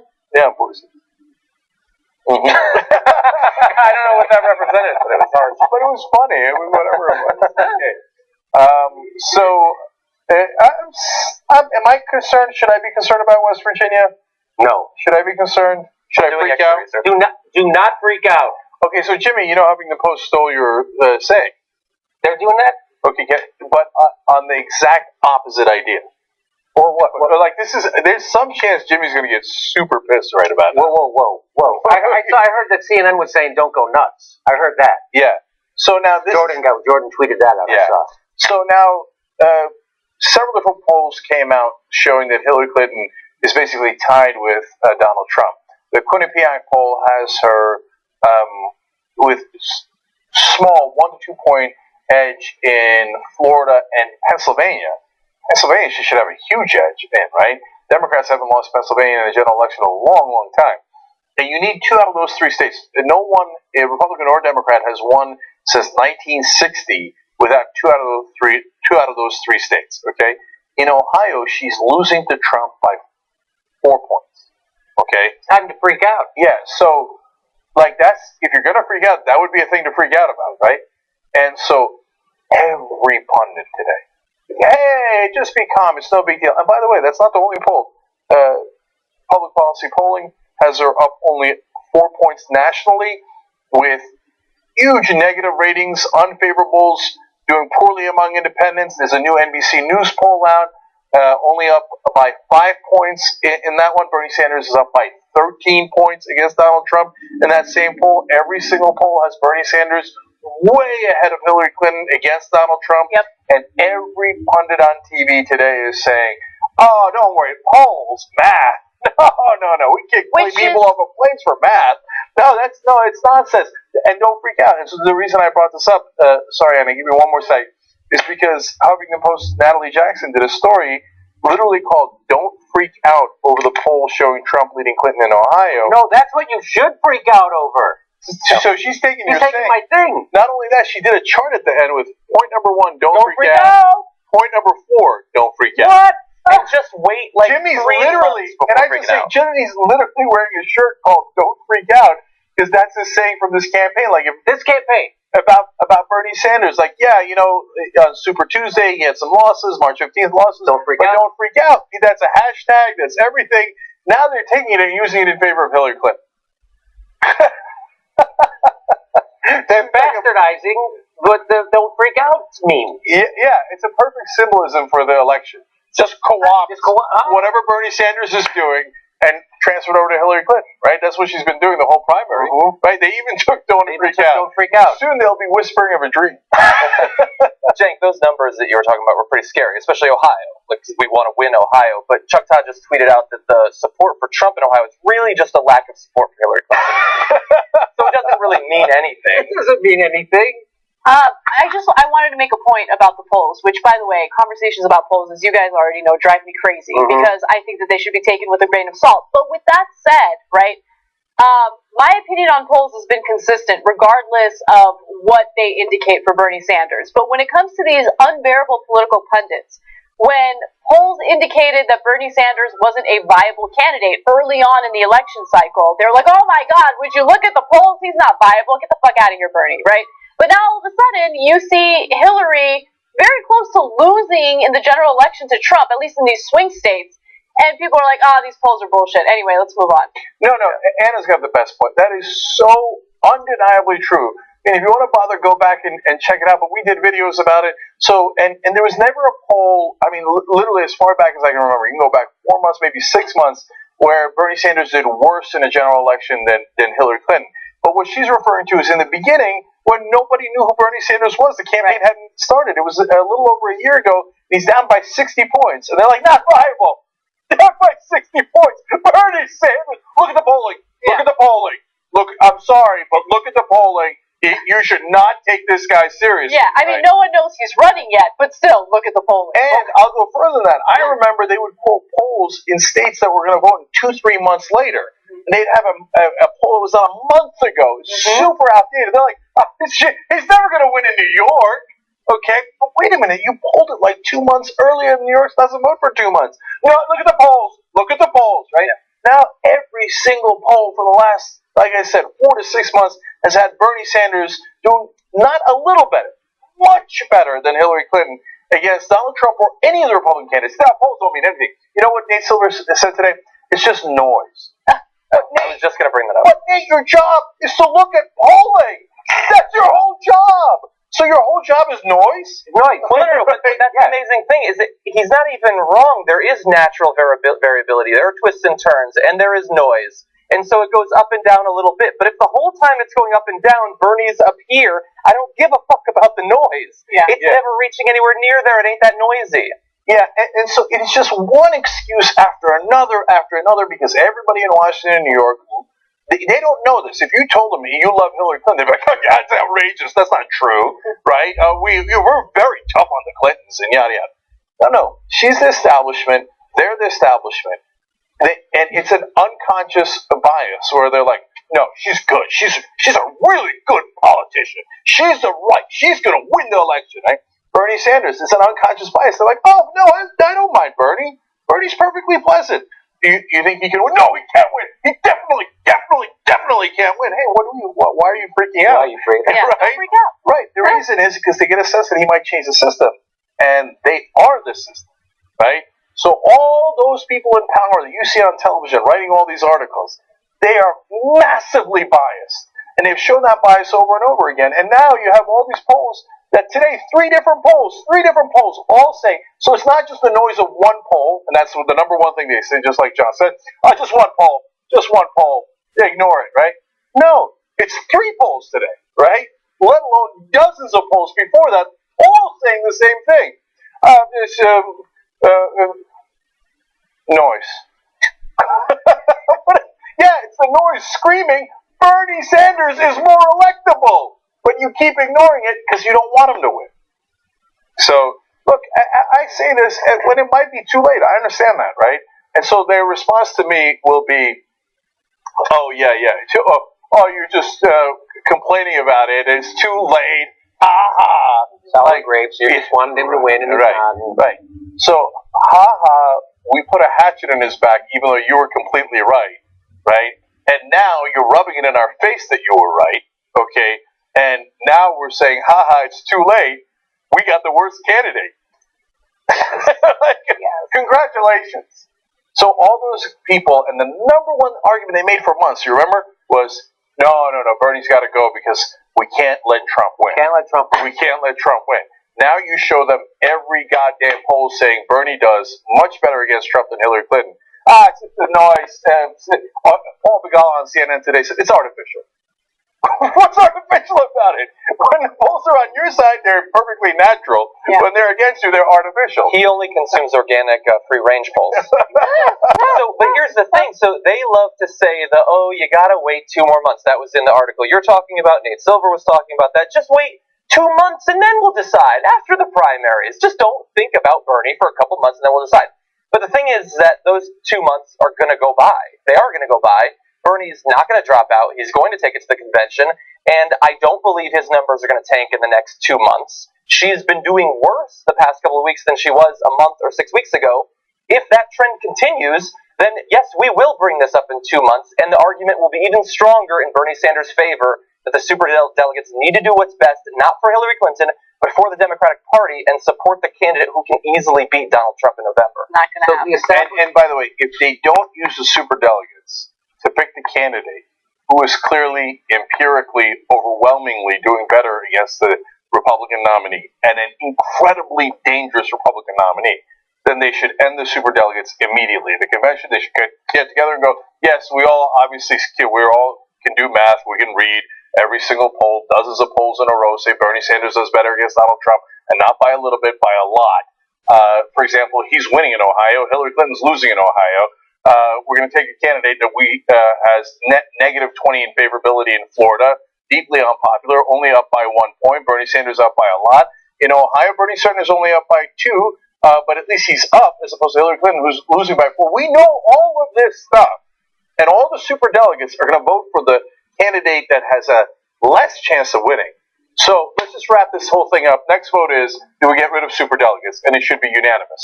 If you're not going to use them then, just get rid of them. So I would like to make a request to get rid of them either way. Yeah, I hear you on that. That's a perfectly fair point. So what they're doing is not what they were designed to do, is what you said. What they're designed to do is try to increase the chances of the Democrats winning in the general. That's supposed to be, and supposed to take it away from a candidate that appeals to the base, but might lose in the general. Well, we have the exact opposite. We have a candidate who appeals to the base, Bernie Sanders, and is going to kick ass in the general because of how he crushes it with independents. Hillary doesn't do well with independents, and everybody knows that, right? So she's actually hoping that more Republicans vote for her. So same people, Nate Silver, great article the other day in the Washington Post about if people like Nate Silver wouldn't have not dismissed Donald Trump, which is what they did all year long. Yep. Dismiss him, don't pay attention, and they're doing it now. He won. Yes. They said, don't pay attention. Maybe if you guys would have paid attention to him in October or September or August and did a little critical journalism and said what would really, hey, this guy's got a real shot of winning. Maybe if you would have said the reality back then, maybe he wouldn't have won. Maybe people would have looked at this race a little differently. And you're doing the same goddamn thing today. Pay no attention. Pay no attention to how people actually feel about the candidate. Look, Ben's not here to defend himself, but Ben and I had a debate about Nate Silver in this particular election. He's horrible this election. And I said I just sense that he's biased, right? And Ben said, no, all he does is look at the polls and analyze it in different ways. But look, I got to say it. I was on it. I was right. Look, and now Nate Silver acknowledges that he was wrong about Donald Trump. He looked at all those polls that showed him winning, but thought, I live in New York and D.C. In my world, Donald Trump cannot win. So I'm going to look at the polls and try to find this angle or that angle to try to manipulate the data to show that Trump can't win. And you were wrong. Trump could win, and he did win. And he won fairly handily, right? So, and he's been doing it in the Hillary Clinton-Bernie Sanders race just the same way. Now, Bernie Sanders is not electable. I know he's not electable. And I've got 1,000 polls showing me he's more electable. I'm going to twist it and turn it, and I'm going to do this analysis and that analysis to flip the truth on its head and pretend that Clinton's more electable. And so now he's still telling us, a guy whose whole life and existence centers around polls, telling us to ignore the polls. Yeah. So I'm sorry, but he's biased and he's wrong. So if you say I'm biased for Bernie Sanders, but I tell you, look, I'm in favor of Bernie Sanders. I'm not hiding that. I'm not like these guys. Now, if you ask Nate Silver, are you biased against Bernie Sanders, he would have a heart attack. He'd say, are you crazy? What kind of a person, madman, says that? No, I'm not biased against Bernie Sanders. But you are. And for me, I'm giving you my opinions, I'm giving you my analysis, and I'm being straightforward about what my perspective is. Nate is taking numbers and pretending to be objective about it, but for the whole race, in my opinion, and we've had a debate over it, and Ben has made good points, and there's been back and forth, and he's at times pointed out this and that, and you give him credit, right? But overall, he has been saying all along that he's not electable, and it just isn't true. It's not remotely true. It's the opposite of the truth. So he does. So you are correct, 100%. That when Nate Silver says I'm all about the numbers and there's no bias, of course his whole thing is about which polls matter more than other polls.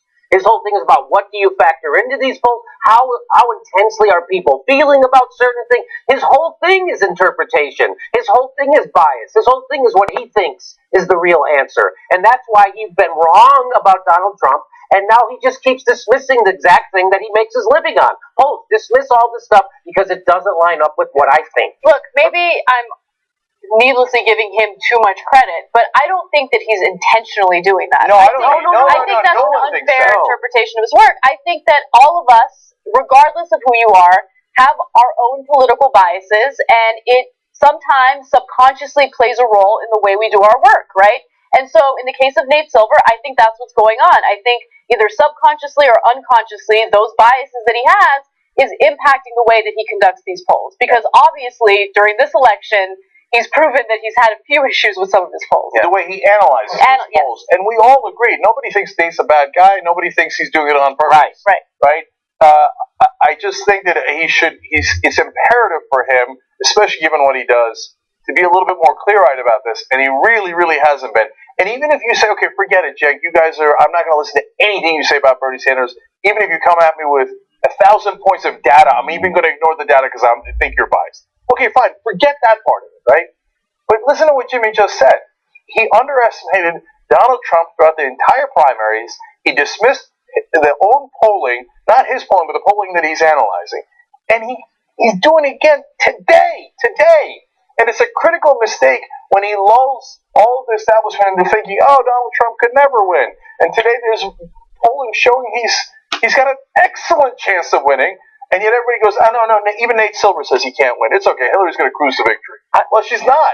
And can I just say, look, when I looked at the polling, you look at the numbers, she has huge advantages in women. He has equal advantages in men. So if you leave that part out, well, that's problematic, right? She has enormous advantages with minorities. He has huge leads with white Americans. Okay, that's how it stands today.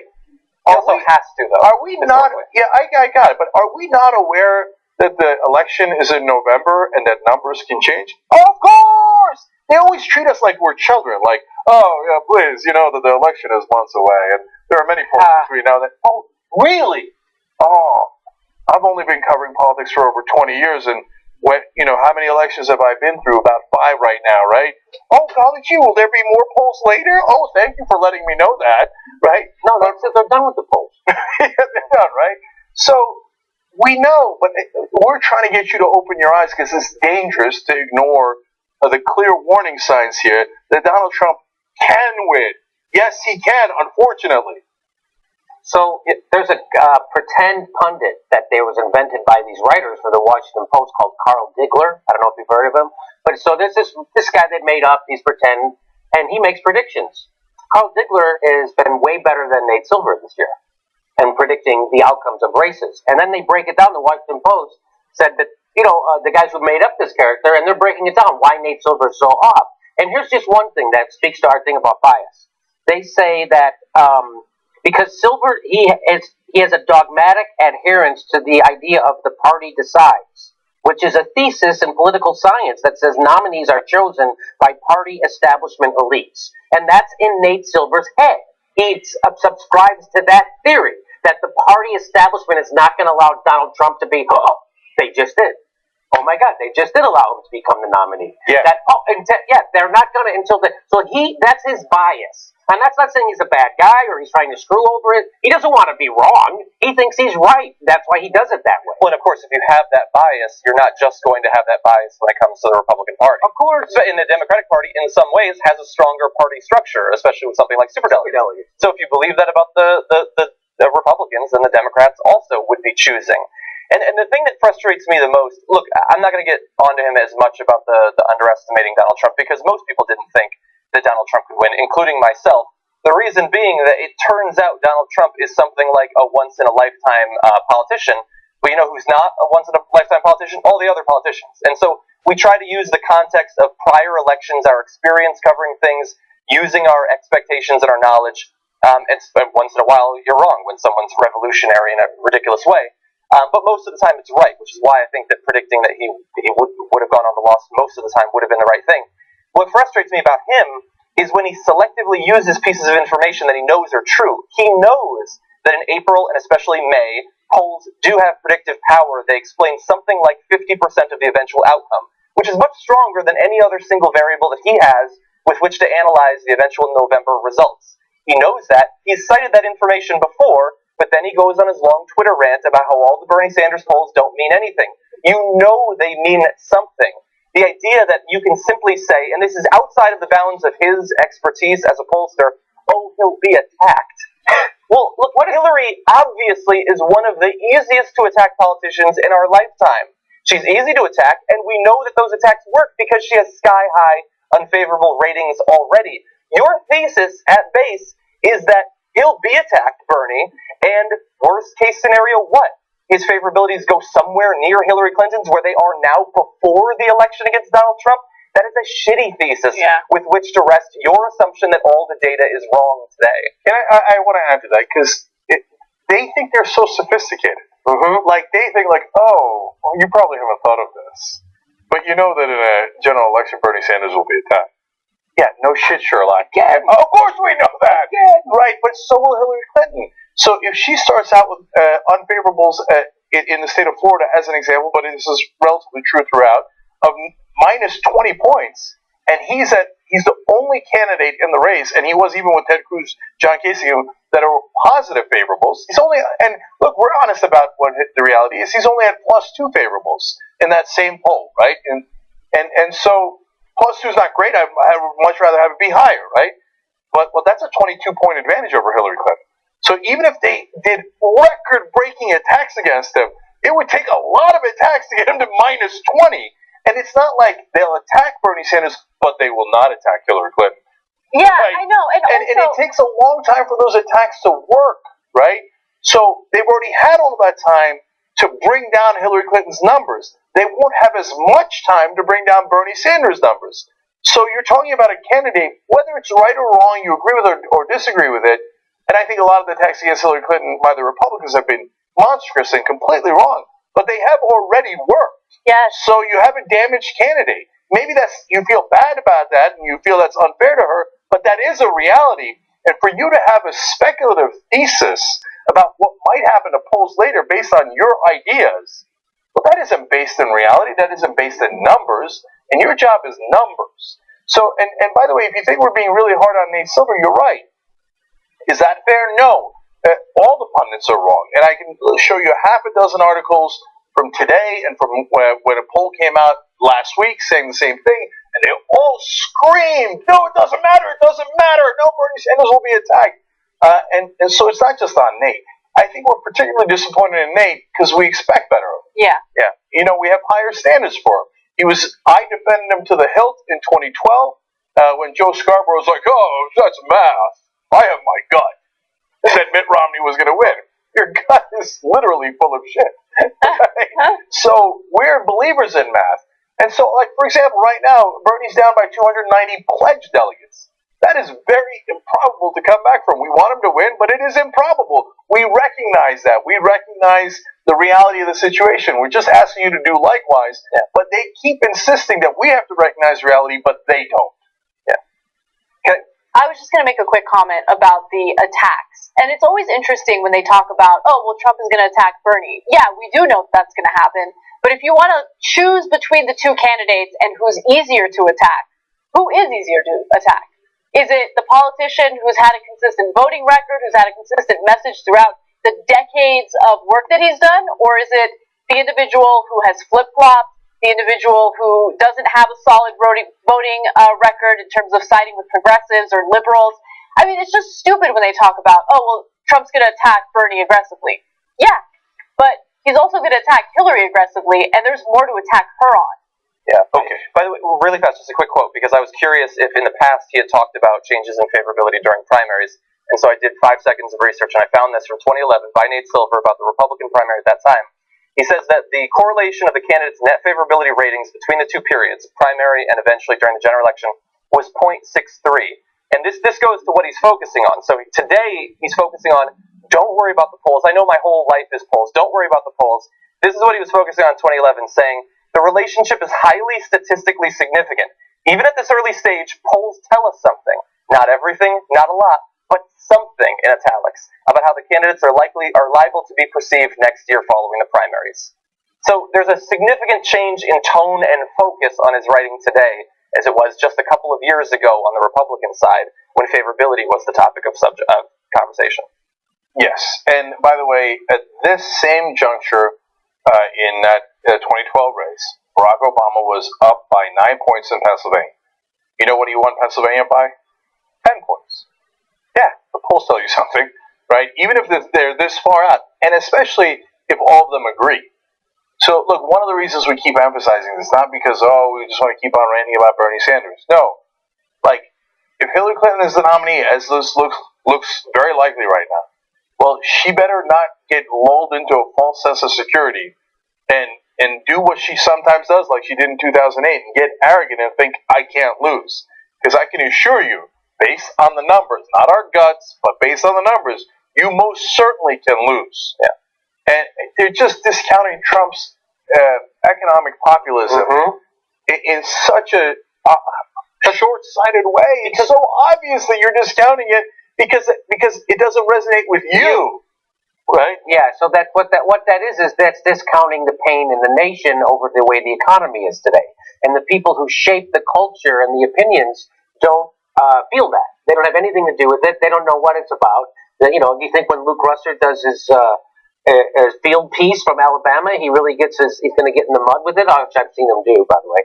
And so no, they don't understand. So that they don't get, they still don't get what's on both sides of the aisle, or both sides of the country, liberals and conservatives are sick and tired of the status quo and their government being bought. Now, conservatives don't want their government to be bought by corporations and stuff, and they want to do things we don't like. We don't want our government bought by corporations and stuff. We want to do things we like. So we're both sick and tired of our government not being responsive to the actual voters. And we see what's happening. We see the income disparity being in the biggest since the Gilded Age.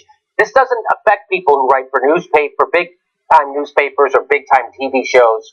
It doesn't affect Nate Silver. I'm sure he's a millionaire. And he doesn't. So they don't understand, and they don't hang around those kind of people.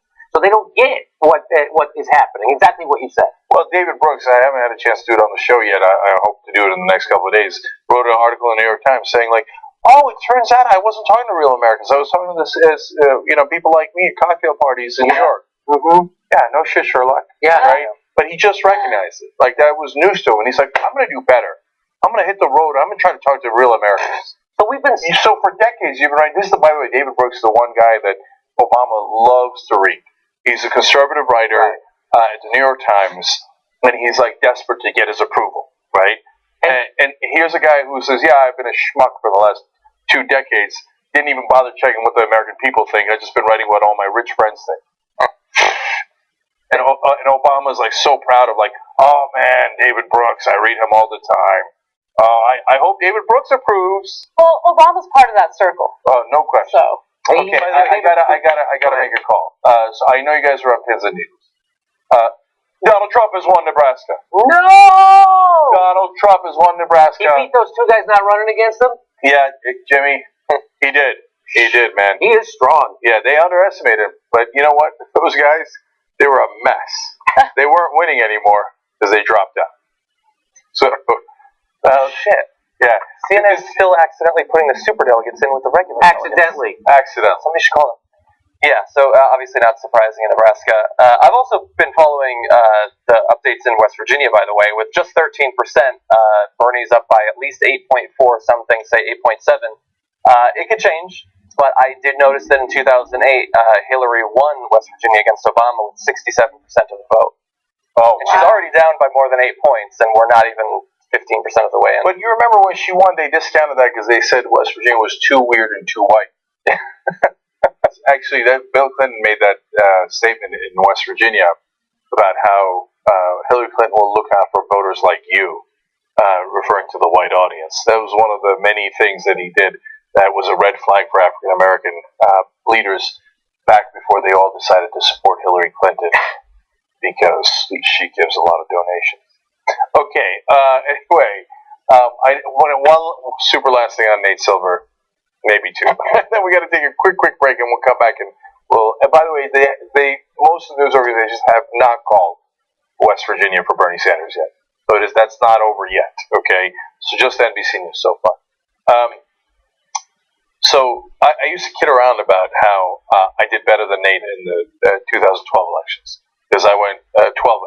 Okay, and I called a race that was only had a 25% chance of the Democrat winning Heidi Heitkamp in North Dakota, and I said no, she was going to win. And my analysis was based on actually poor polling in North Dakota and the way that she was running her campaign versus the way that the Republican was running their campaign and the trend that was going on, and so that's why I said I think even though she's a huge underdog, I think she's going to win. I called I think maybe one or two other upsets, and I went 12-0, right? And Nate did great, but he wasn't perfect. And to be fair, he called a lot more elections, right? And it doesn't really matter. I was kidding, and those were things. I mean, it was true, but it was on a betting website and yada yada, right? I don't know if I'm supposed to educate, but it turns out no. There was reality to it. His analysis was off, not in 2012, but in this case. So he was great in 2012, but we were a little better, right? And now we're honestly much better because as much as we admit our perspective, we're aware of it, which makes all the difference. The problem with Nate is that he's not aware of his perspective, right? He's not aware of his bias. So he has that theory that John alluded to about the party establishment, and that theory is not based on his political proclivities. I want to be clear about that. It's based on data from the past. And there's a famous book called The Party Chooses. Right. But we're not in the past. And this is a different time. And that's what the entire establishment can't get through their heads. They keep, populism isn't going to work. People aren't in real pain. Everyone I know is doing great. They never say those words. But that is what's running through their head 24/7. They don't even realize it. It's kind of interesting because that type of conventional wisdom is hurting politics, but it also hurts media, right? I mean, when you think about it, you have establishment media that belittles digital media, new media, and they were just kind of asleep at the wheel while these major players started emerging. And the same thing is happening in politics right now.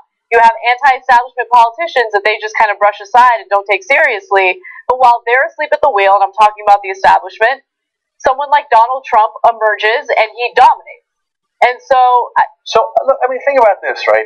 How come there haven't been giant pieces written about and talked about fairly regularly about the rise of Donald Trump and Bernie Sanders on the right and the left at the same time in the same election with a deeply populist message?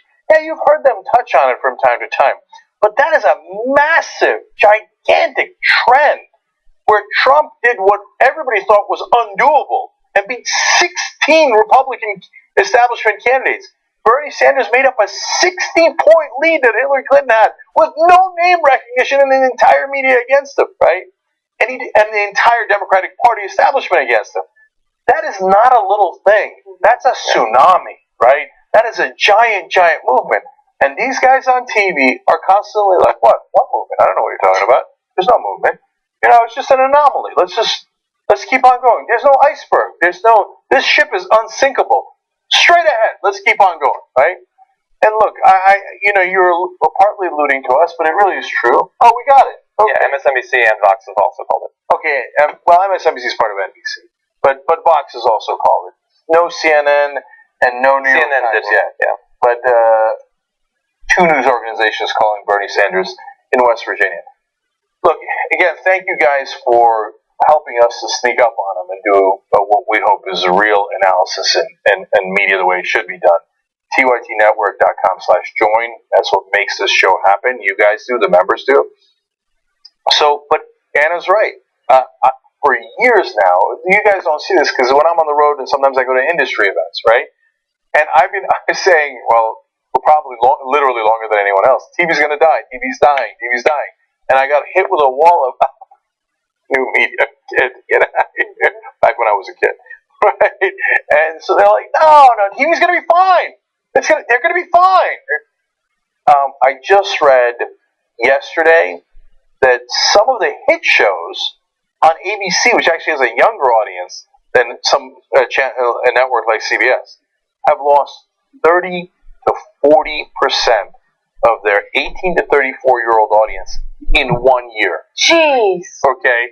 And overall, across prime time, all the shows have lost 10% of their 18 to 34-year-old audience in 1 year. Okay? So before they're like, oh, it's a little slight decline, 1%, 2%, we'll pick it back up. No, everything's going to, because they're invested, literally, in making, in that system. And so they cannot countenance, and their brain cannot comprehend that system is not hitting an iceberg. In the case of the media, they have hit it, then the ship is taking on water. And they're like, no, if we just move these chairs on the deck from here to here, everything's going to be fine. The boat's capsizing right in front of their eyes. They're on the boat. They're like, no problems. I don't see any problems. Okay, I'll give you one more stunning stat. And this is from, now almost a year and a half ago, okay? So in 5 years, here in LA, the local news stations went from a 30 share, meaning when the local news was on, the combination of all the different channels, ABC, CBS, NBC, etc., had 30% of the audience, okay? Down to 9%. They lost 2/3 of their audience. So people are wondering, hey, oh my God, Mike Tirico left ESPN. I'm going to switch back to cable for a second. And they're like, oh, it's because NBC gave him a contract. No. ESPN is throwing things off the boat. Because they're one of the few companies that realized, one of the few channels that realized we're sinking, right? So Bill Simmons, they didn't have any disagreement with him. He was making $5 million a year. And, I'm going to switch to a ship analogy, now airplane analogy. When you're the ship, when the plane is going down, you got to lighten your load. So you throw things overboard, right? So Bill Simmons overboard. Yeah, because he's heavy. Keith Olbermann. You think, like, there was no big blow up with Keith Olbermann. They just couldn't afford him. Yeah. Keith Olbermann, overboard. Mike Tirico, overboard, right? Because they get it. To their credit, ESPN gets it. They're like, we can't afford these guys anymore. The fuck are we doing paying people $5 million a year when we're on the precipice of losing money? Because, okay, one more thing. And I know I'm going on too long about this. I know it's a little inside baseball, but I think it's interesting. Yeah. And I hope you find it interesting.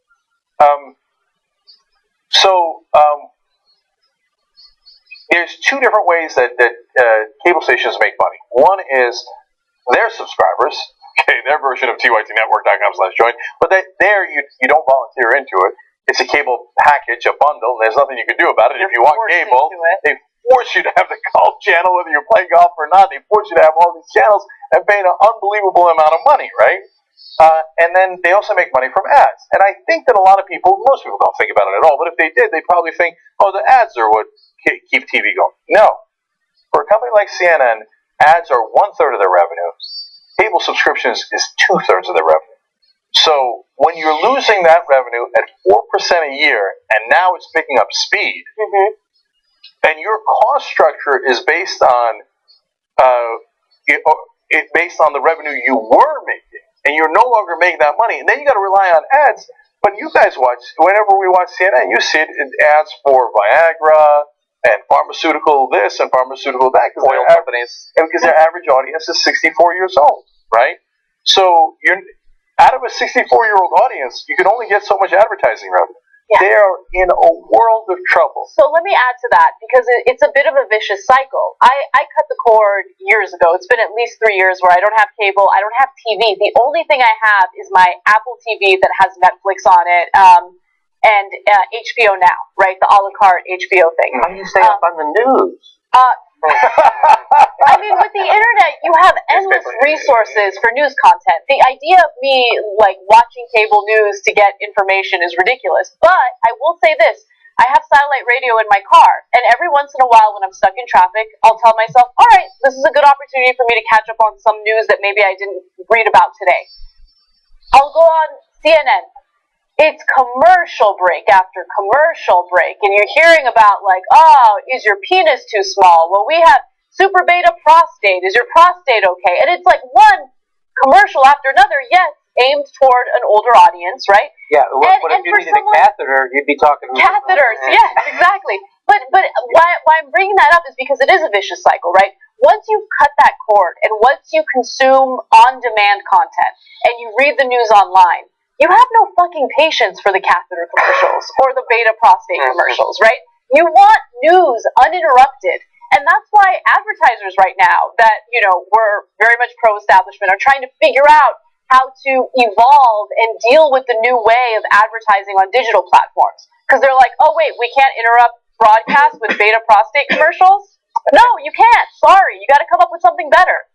Just now, it is unbelievable how slow the advertising community is. Okay, just this year they're beginning to realize, we can't just do TV anymore. Yeah. And even at this late juncture, okay, there's still people like, no, we're going nuts. We have put 15% of our budget towards digital, right? And they're cutting edge. They're like the most cutting edge. No, dude, you're missing it. You got that. And they're like, but I don't get it. They're looking at the numbers. They're like, where the fuck did the audience go? The place we've been telling you about for the last 5 to 10 years. That's where they went. And now it's gotten so bad. It's not. It used to be 20-year-olds. Then it was 30-year-olds. Now 40-year-olds are cutting cords. Yeah. Right. And so, because Jesus Christ, in LA, some of the cable packages are like $200 a month. It's insane. Oh, it is crazy. I gotta tell you, I get the top package, what have you, and I want the fastest span, all that. And it's like over $200 a month. And if I get a boxing match, I'm like, what the F? I'm spending a lot of money on cable. I really want to cut the cord too. I'm not one of those 40-year-old guys that wants to cut the cord. Do it. You won't miss it. Well, you I won't. didn't know that TV in more than a decade. Ironically, he's addicted to cable news. Yeah, ironically, I am addicted to cable news because it gives me a lot of fired up. It gives me a lot of material. That's true. It does give me a lot of material. But I will say this. So, I noticed the last 2 times I went on the road. Right, it was for the Young Turks to cover politics, not to do comedy. And I was in a hotel for like 5 days straight each time. And I noticed that I never once turned on the TV the whole time I was on the road. I would just come in and go, and I want to get news. I go to my friend computer. I turn on the Young Turks. I go to this website. I go to that. Not for a second did I turn on the goddamn. Cause I don't want to sit through commercials, and I don't even know what the schedule is on the TV in the hotel. I was like, it wasn't even a thought that went through my head. The thought was, oh my god, I didn't turn on the TV the whole time I was there. Because on the internet, you go and find what you want. On TV, it's just like, yeah, I hope Chuck Todd talks about what I want to hear soon. No, even SportsCenter. Who's sitting through hockey highlights anymore, right? No one. I don't anymore. Right? So, look, I haven't turned on a TV in a hotel room other than to watch sports in at least a decade. Like, what am I going to do? I have time to fucking flip the channels and catch a movie halfway through? Right? Right? Why would I do that? And so it does seem silly. Yeah, think about it that way. But despite all that we have laid out, it's even worse than this, right? Yeah. Because what we don't know, because we're in our bubble, is that Middle America still watches appointment television. A lot of them still go, "Oh my God, hold on, my shows are coming out." Right? Like I got my dinner ready. I'm ready to go because it's 8:30, and that's when my favorite show comes on. That is still a huge number of people, but they're obviously not going to do that in the future. Yeah. Obviously. One day they will see the light. Right. And they will save a lot of money and a lot of time and a lot of headaches with terrible commercials. Right. And so, that's what happens. Change happens slowly, and then boom, all of a sudden.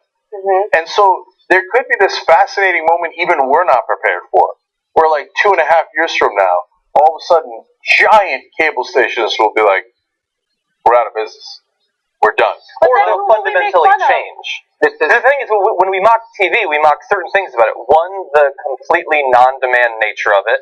And two, the traditions that they've built up about being a certain type of, reputable person and being neutral and all that. There are tons of things. First and foremost, their massive monetary advantage, their infrastructure, the huge amount of crew they have, all that stuff could be shifted over to producing digital cutting-edge technology, theoretically. It could be, and then TV could make sense. Not TV that you literally just, God, I hope something good is on. I'm just going to keep on looking. And when that happens, and when that all crashes, and they all come to the internet, you know who's ready for them? Think Tank. Okay, I did a story about at Tax Policy Center and how it was a think tank funded by millionaires and billionaires, and somebody tweeted in, like, there's only one think tank I care about, and it's hosted by John Idarola and Hannah Cranston. I appreciate that. I'm not a fan of the show, but I like that you enjoy it. Me neither, but I like the people. Who's gonna watch it in the middle? Well, to be fair, I what kind of like going Johnny got to get yelled at for. It can be kind of exciting sometimes. Okay, all right, quick break, guys. And most news outlets still have not called West Virginia. At this point, with over 34% reporting, Sanders has a 9-point lead, so it looks fairly comfortable. And several outlets have called it for Bernie Sanders. But we want to. It's not much of a mystery. Yes, we'll call it when it's called by everyone. But I also want to talk about the implications. So we'll be right back.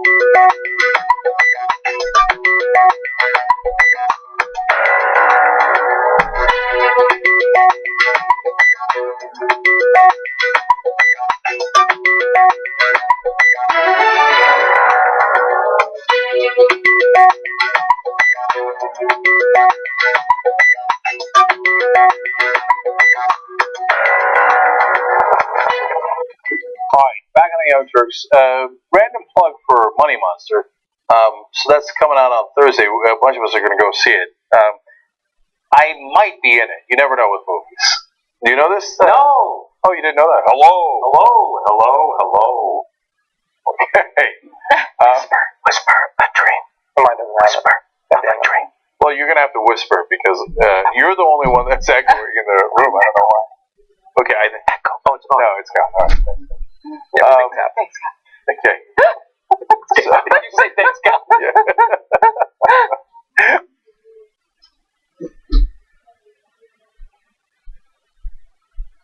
Okay. We haven't been on that long, but I still feel a little punch. I'm a little punch. Yeah. So, anyways, it's going to lead to Dave Weigel in a second. So, I might be in a movie. I might be one of the newscasters talking about what's happening, right? Jodie Foster was in here, directed me, not a big deal. Yeah. Whoa! Yeah. And Directed him to keep his day job, actually. Yeah. Oh! That was a good one. Thank you. They do a lot of acting at night. I don't think it's a day job. And it's in my co-stars are Julia Roberts and George Clooney. It's not a big deal. You're the most unbearable person on the planet when it comes to celebrities. You know, it's weird because I would have thought George Clooney knows I'm with the Young Turks, and he never mentioned that at sushi. Okay, by the way, TMZ jumped out of the like I want to say woods. There's no woods in LA, and interviewed me after lunch yesterday again. Like they were like, weird, man. "Oh, Mr. Huger." What are they doing outside of Taco Bell? What are they doing? They know. They know that's for internet celebrities. What did they ask you? They asked me about the American Airlines thing, okay, which makes sense because they covered it, yada yada. But he was a little shy about it. No, the reason they keep doing that is because all their cameramen are young guys that are waiting at certain locations to try to find celebrities. Not a glamorous job.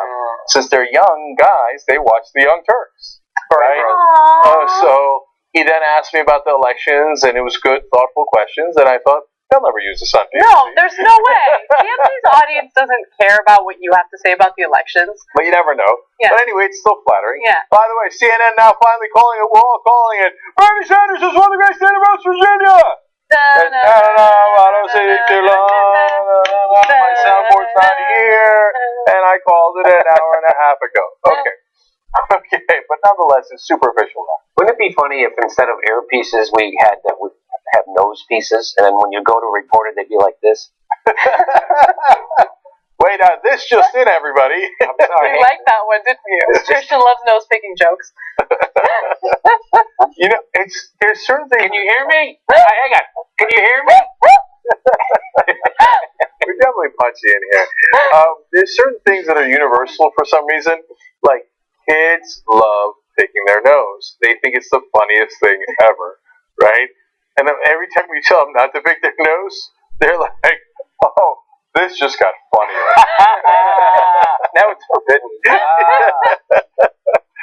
So, amazing, super random story, because we're doing super random stuff today, apparently.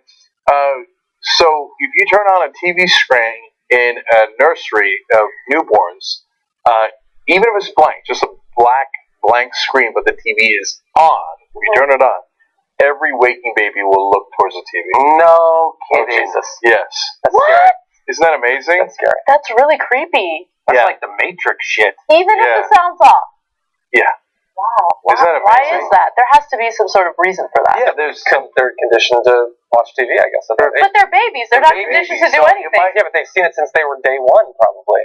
No, newborns, right? This is baby. But they're Johnny, they're used to hearing the static because their mom watched TV. Yeah. Maybe, but it could be the electronic signals. I mean, I don't know anything. That's crazy. Damn it, Jim, I'm not a scientist. Well, we also know that the human ear hears different frequencies better at younger and older ages. So it could be that, like with other sounds, maybe they're more sensitive to the actual sound of the... Yeah, and to be fair, the study I read, it didn't talk about sound at all. So, I mean, I assume the sound was off, but I'm not sure. Right. So, it is an energy field emitting whatever it emits, energy. Yeah. You know, excellent point, Jimmy. So I'm not... well taken. I'm not a physicist, but I have watched some videos on YouTube about time travel, and I think I got this one. Hang on. What happens is, Cenk, is literally your TV grabs the signal out of the air through an antenna.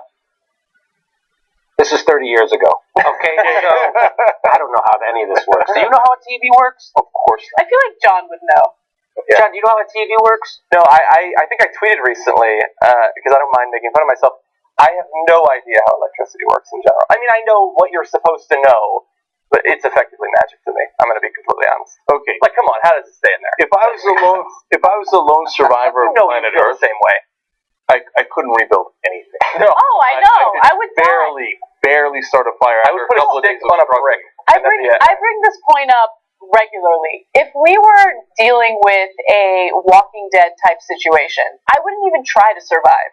Like, the second I figure out what's happening, I just kill myself. Get out of here. No. I don't. You're a fighter. No, I'm not. You're a No, I'm a fighter when it comes to certain things. Survival is not one of them. What have you been hiking all this time for? That's exactly an important one. I mean, I fight over small stuff, irrelevant stuff, maybe salad. Survival? I mean, no. I fight over parking spots, but if you're going to kill me, go ahead. No, I'm a fighter. I'm a fighter when it comes to justice. I'm not a fighter when it comes to having to go out of my way to survive. Okay, I'm keeping it real. Out of my way to survive. I don't want to have to worry about like, oh, where am I going to get my next meal? Like, who am I going to have to kill to get my next meal? Oh, there's another zombie coming after me. I'm going to have to stab it in the head. I don't want to deal with that shit. It's never ending. Quality of life versus quantity of life. There you go. See, she doesn't want to go out of her way to survive. Like, oh, there's a truck coming. I got to go out of my way and step out of the way. You know what I mean. Yeah, I know.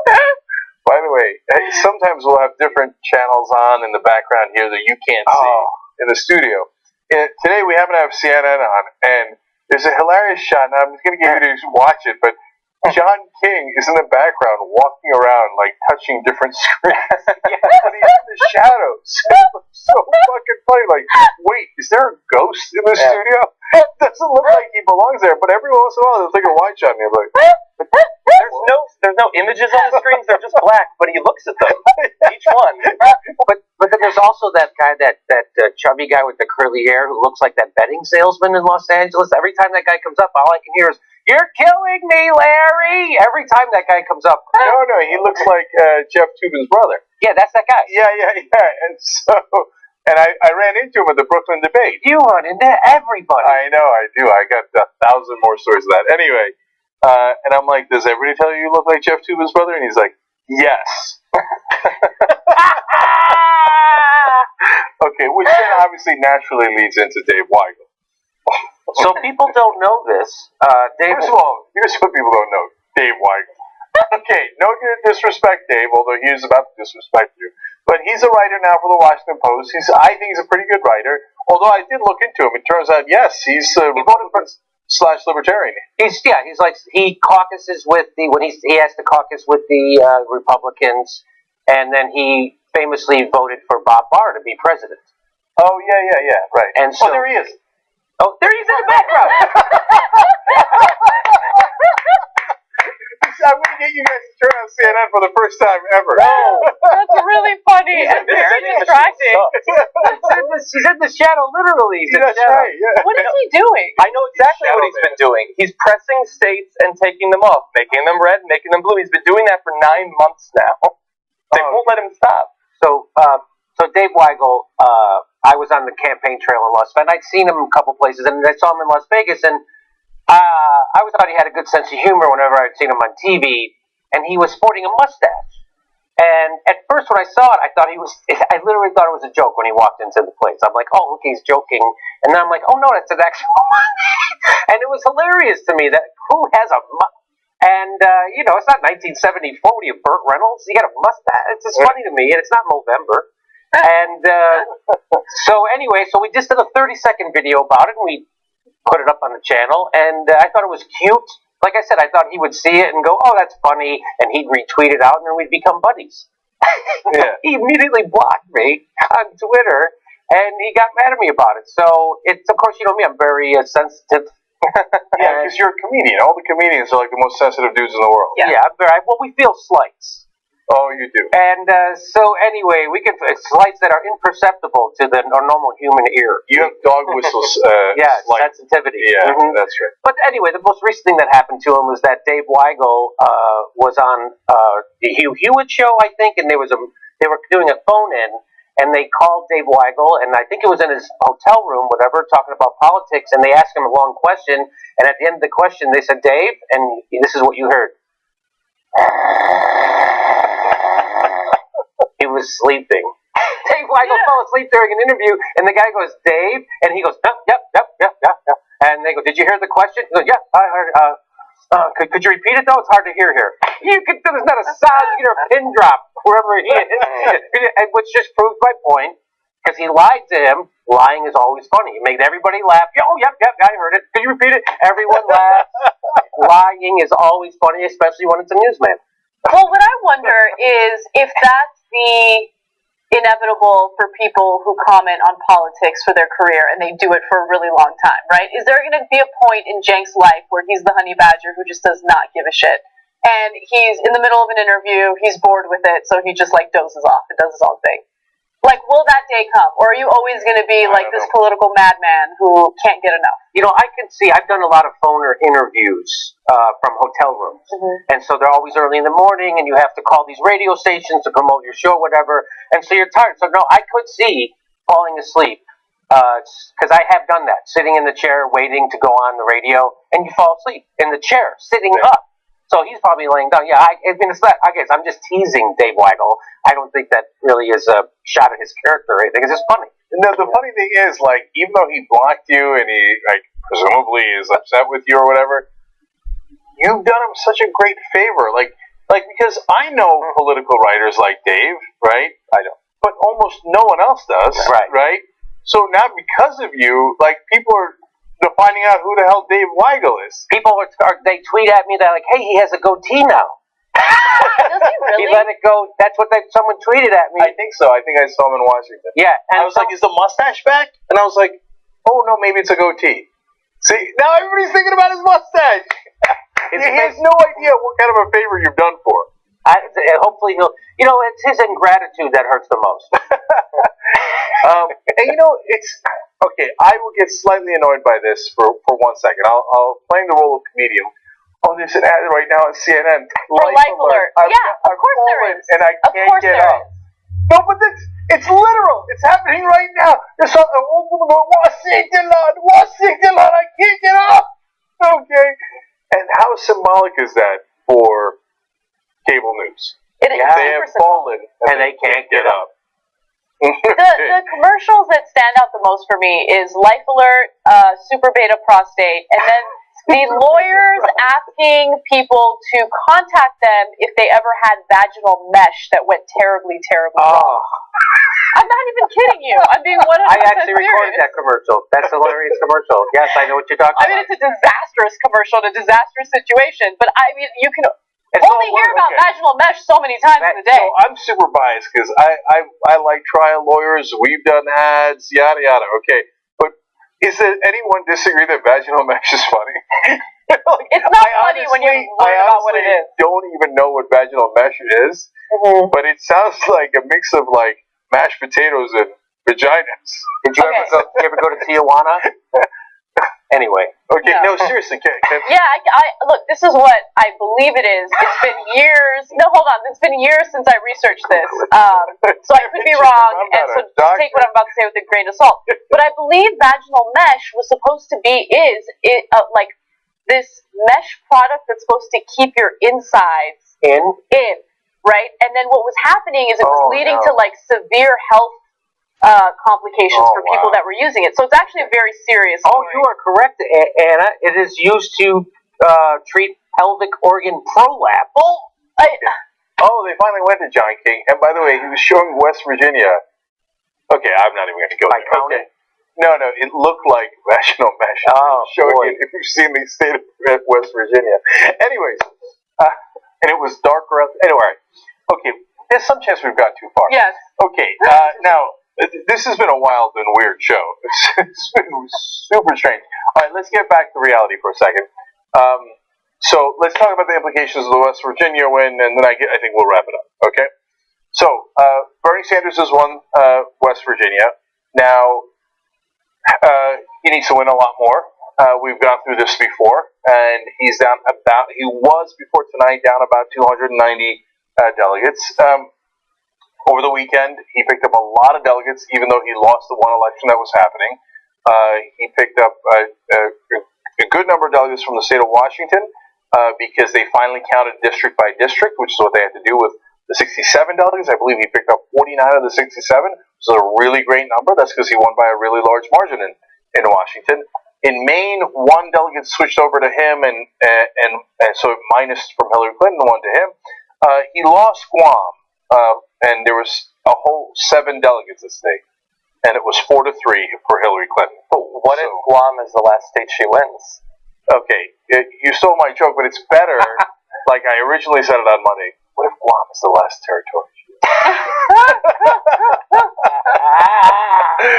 Okay, so anyways, it won't be the last anything she wins, because if you believe in the polling, and we actually do, New Jersey looks like it's really solidly in her side, and so it's the second biggest state yet to vote in terms of delegates going forward. Right. So now, look, there was a scenario under which Bernie Sanders picked up momentum, and enough momentum that he swung the polls in California, which were against him by about 6 points for a little while. Now they've actually expanded combination of polls against him in California about 10 points. So it's gone backwards a little bit. That's because he didn't pick up that momentum, and people are crazy. They like to vote for winners. It makes no sense. Who do you agree with more? I don't know, the one winning. Right, but what they do, we're monkeys, and so we like alpha males and whoever's winning, and we like to give our bananas to them. Mm-hmm. So he's gone backwards a little bit there. That's why the momentum did matter, and so there's just not much runway left at all. And so, and let me be clear about the math as well. So some outlets, as usual, are, let's say, obfuscating by using the superdelegate count. And they're saying she only needs 7% of the remaining. She's got 93% of the delegates that she needs to win, so she only needs 7% more. If you believe that, and you think the superdelegates have already voted, then she's going to win, imminent, right? There's no way you could overcome that. Now, we think that you could make an argument to the superdelegates at the convention, which is when they would vote, right? And if you are just looking at pledged delegates, well, he still has to win 60. This was before West Virginia. 66% of the remaining vote. That is really, really, really hard. It would take some sort of massive sea change to be able to make that happen. Now, he wins in West Virginia tonight. For the moment being, not all the results are in as we do this live, but it doesn't appear that he even won 66% in West Virginia. Now, that's a tough standard for him. And if West Virginia was one of the first states voting, I'd be super pissed that anyone expected him to win 66%. But he does have to win that going forward. So we're definitely running out of runway here. That's just a reality. I think that's a very accurate and fair assessment of the situation. And it's hard to accept the fact that the candidate that you're really rooting for has a smaller and smaller chance of being the nominee. But it's the fact of the matter, the math is there, the proof is in the pudding, and I don't think that it's impossible. I mean, he has been proven to close gaps in polling. He has been proven to prove polls wrong in the past. So anyone who still wants to support him, I totally agree with you in continuing to support him. Anyone who says that he should drop out, I don't agree with them, because I think that as long as it's not impossible for him to win, he should continue. The longer that he continues on, the longer that he campaigns, the more opportunities he has in spreading a very important message about what we need to do to solve political corruption in the country. So that's one of the reasons why I will support his decision to stay in the race, regardless of how difficult it is for him to climb that steep hill and win a nomination. That's absolutely right. I'm #still Sanders. And so when people are, say, oh, Joe, you're so delusional. No, I'm not delusional. I just told you the math, and that's a super cold, hard reality. Mm-hmm. But I live in California. When California primary comes around, I want to go vote for the person who I agree with, not the one who's winning. Or that makes no sense whatsoever, right? What if Donald Trump was winning? Would I have to vote for him? So it's preposterous. So of course I'm going to go. If you couldn't tell, I support Sanders, but we're very upfront about that, right? I'm not a surrogate of his. I haven't endorsed him. I don't know what that means anyway. But it's super obvious that I agree more with him than I do with Hillary Clinton. So hence, I will vote for Bernie Sanders in California. And you all should, if you think that, and if you support Hillary Clinton, you should make sure you vote for her. The reason is the number of delegates they have give them some degree of leverage. So if you're on the Sanders side, it gives them, even if he loses, which again at this point looks likely, it gives them more leverage to pursue the progressive agenda. Exactly. And that's the agenda that you wanted to vote for in the first place. The agenda that you care about. I don't know any Bernie Sanders supporters who are like, I don't care what Bernie's position is, I'm with him. Right? No. Right. Yeah. I don't know a single one. What candidate would have a ridiculous hashtag like that? So content free. Right. So pretty much every Bernie Sanders supporter likes him because of his positions. So if you like those positions, you give him more power, and the more he could push those positions forward, whether it's at the convention. I know the party platform is stuff people talk about on TV and really doesn't have much of an effect at all. And the president's what they get in. I've literally never heard the party platform mentioned outside of the time around a convention. Mm-hmm. Like, I've never heard a president in the second year of his office go, wait, what does our party platform say? Right. So I'm not overstating the effect of that. I get it. But there is a certain reality to it. There's an article today in the New York Times that Hillary Clinton is pushing even further left on Medicare. So that leverage is real because she's trying to win over the Bernie supporters. But what she's seeing in the polls is, I haven't won them over yet. Right. And the attitude of constantly yelling at them about their heads isn't working. I can see in the polling that it isn't working. So let me try a different route to try to appeal to them. There you go. That's right. And the more votes that Sanders has and the more leverage and power that he has, the more she's more likely to get on the record as supporting progressive positions, which makes it a little harder for her to reverse it later. A little harder. And by the way, she's done it before. And I know, but look. Let's also be honest and real and factual about that, right? Yes, we, I think, are almost universally convinced that she will flip-flop back on TPP if she's the president, and we'll support it, and she'll do that trade deal. And I think we would all be relatively shocked if she didn't. Maybe Michael or Ben might not be as shocked, but everybody on this panel would be, right? But that is not true of every issue. So on the minimum wage, by insisting on $15, Bernie moved her to $12. He might yet even move her to $15 because now she's trying to take credit for the $15 minimum wage in New York, right? And she's not going to go back on that. Mm-hmm. So sometimes it works. And so now that costs corporations a little bit, and they were annoyed by that, right? And that's why they'd rather support a Republican. But it doesn't cost them nearly as much as regulation or the taxes do. Right. So yes, we got something out of it. But you know what? If you were a minimum wage worker and you were making $7.25 and now you're making $15, that's not a little something. That's a lot, right? That's a big difference in your life. Life-changing. Right. And so Sanders has already done a great job on that, and he can do a better job the more votes and power he has. Okay. I guess that's it. Oh, that's it? I don't know. You got anything else? I had three things I wanted to say, and then you started talking, and I forgot all three. That's why I have the papers in this pen. Oh, I had a pen, but I didn't have paper. Did you fall asleep like Dave White?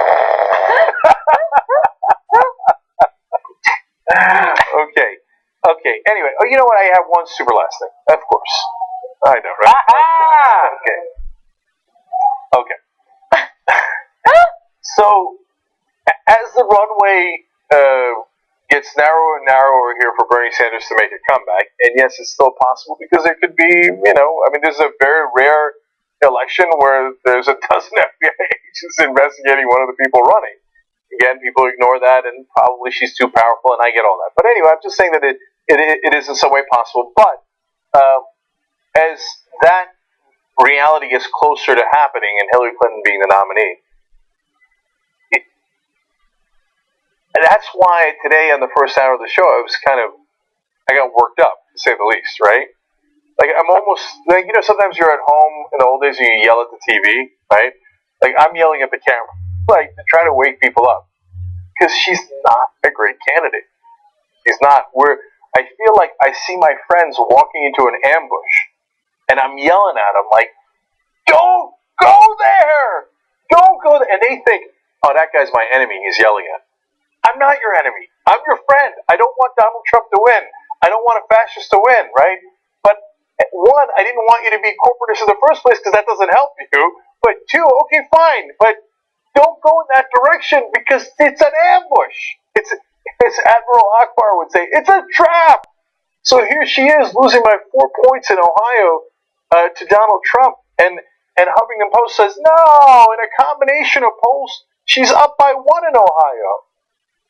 That's comforting? Yeah, that you're only up by 1. That's a statistical tie in Ohio with a monster like Donald Trump. That's why, and again, the analogy I used to use all the time during the Bush administration, from planes, trains, and automobiles, where John Candy and Steve Martin are in the car, and they're going the wrong way on a one-way, and the guys on the other side of the road are yelling, "You're going the wrong way!" And John Candy goes, "How would they know which way we're going?" And then they get hit by 2 trucks. Yep. So I see the trucks, and I'm trying to tell you, because the race isn't over, and the superdelegates haven't voted, and the convention hasn't happened, and it's a slow motion train wreck. It is. I know I've done a lot of metaphors here, but like, you're watching the trains about to collide. She's not a good candidate. She has a net negative 20 in the favorables. She's the least popular Democratic candidate we have ever had. And you've got a monster on the other side, and you're just walking right into that trap, and everybody on TV is saying, oh, don't worry about the trap. Don't worry about the trucks. Just keep on going. We got this. And everybody today on TV is yelling, ignore the polls! Ignore the polls! At your peril. At all of our peril. So that's what we're trying to prevent.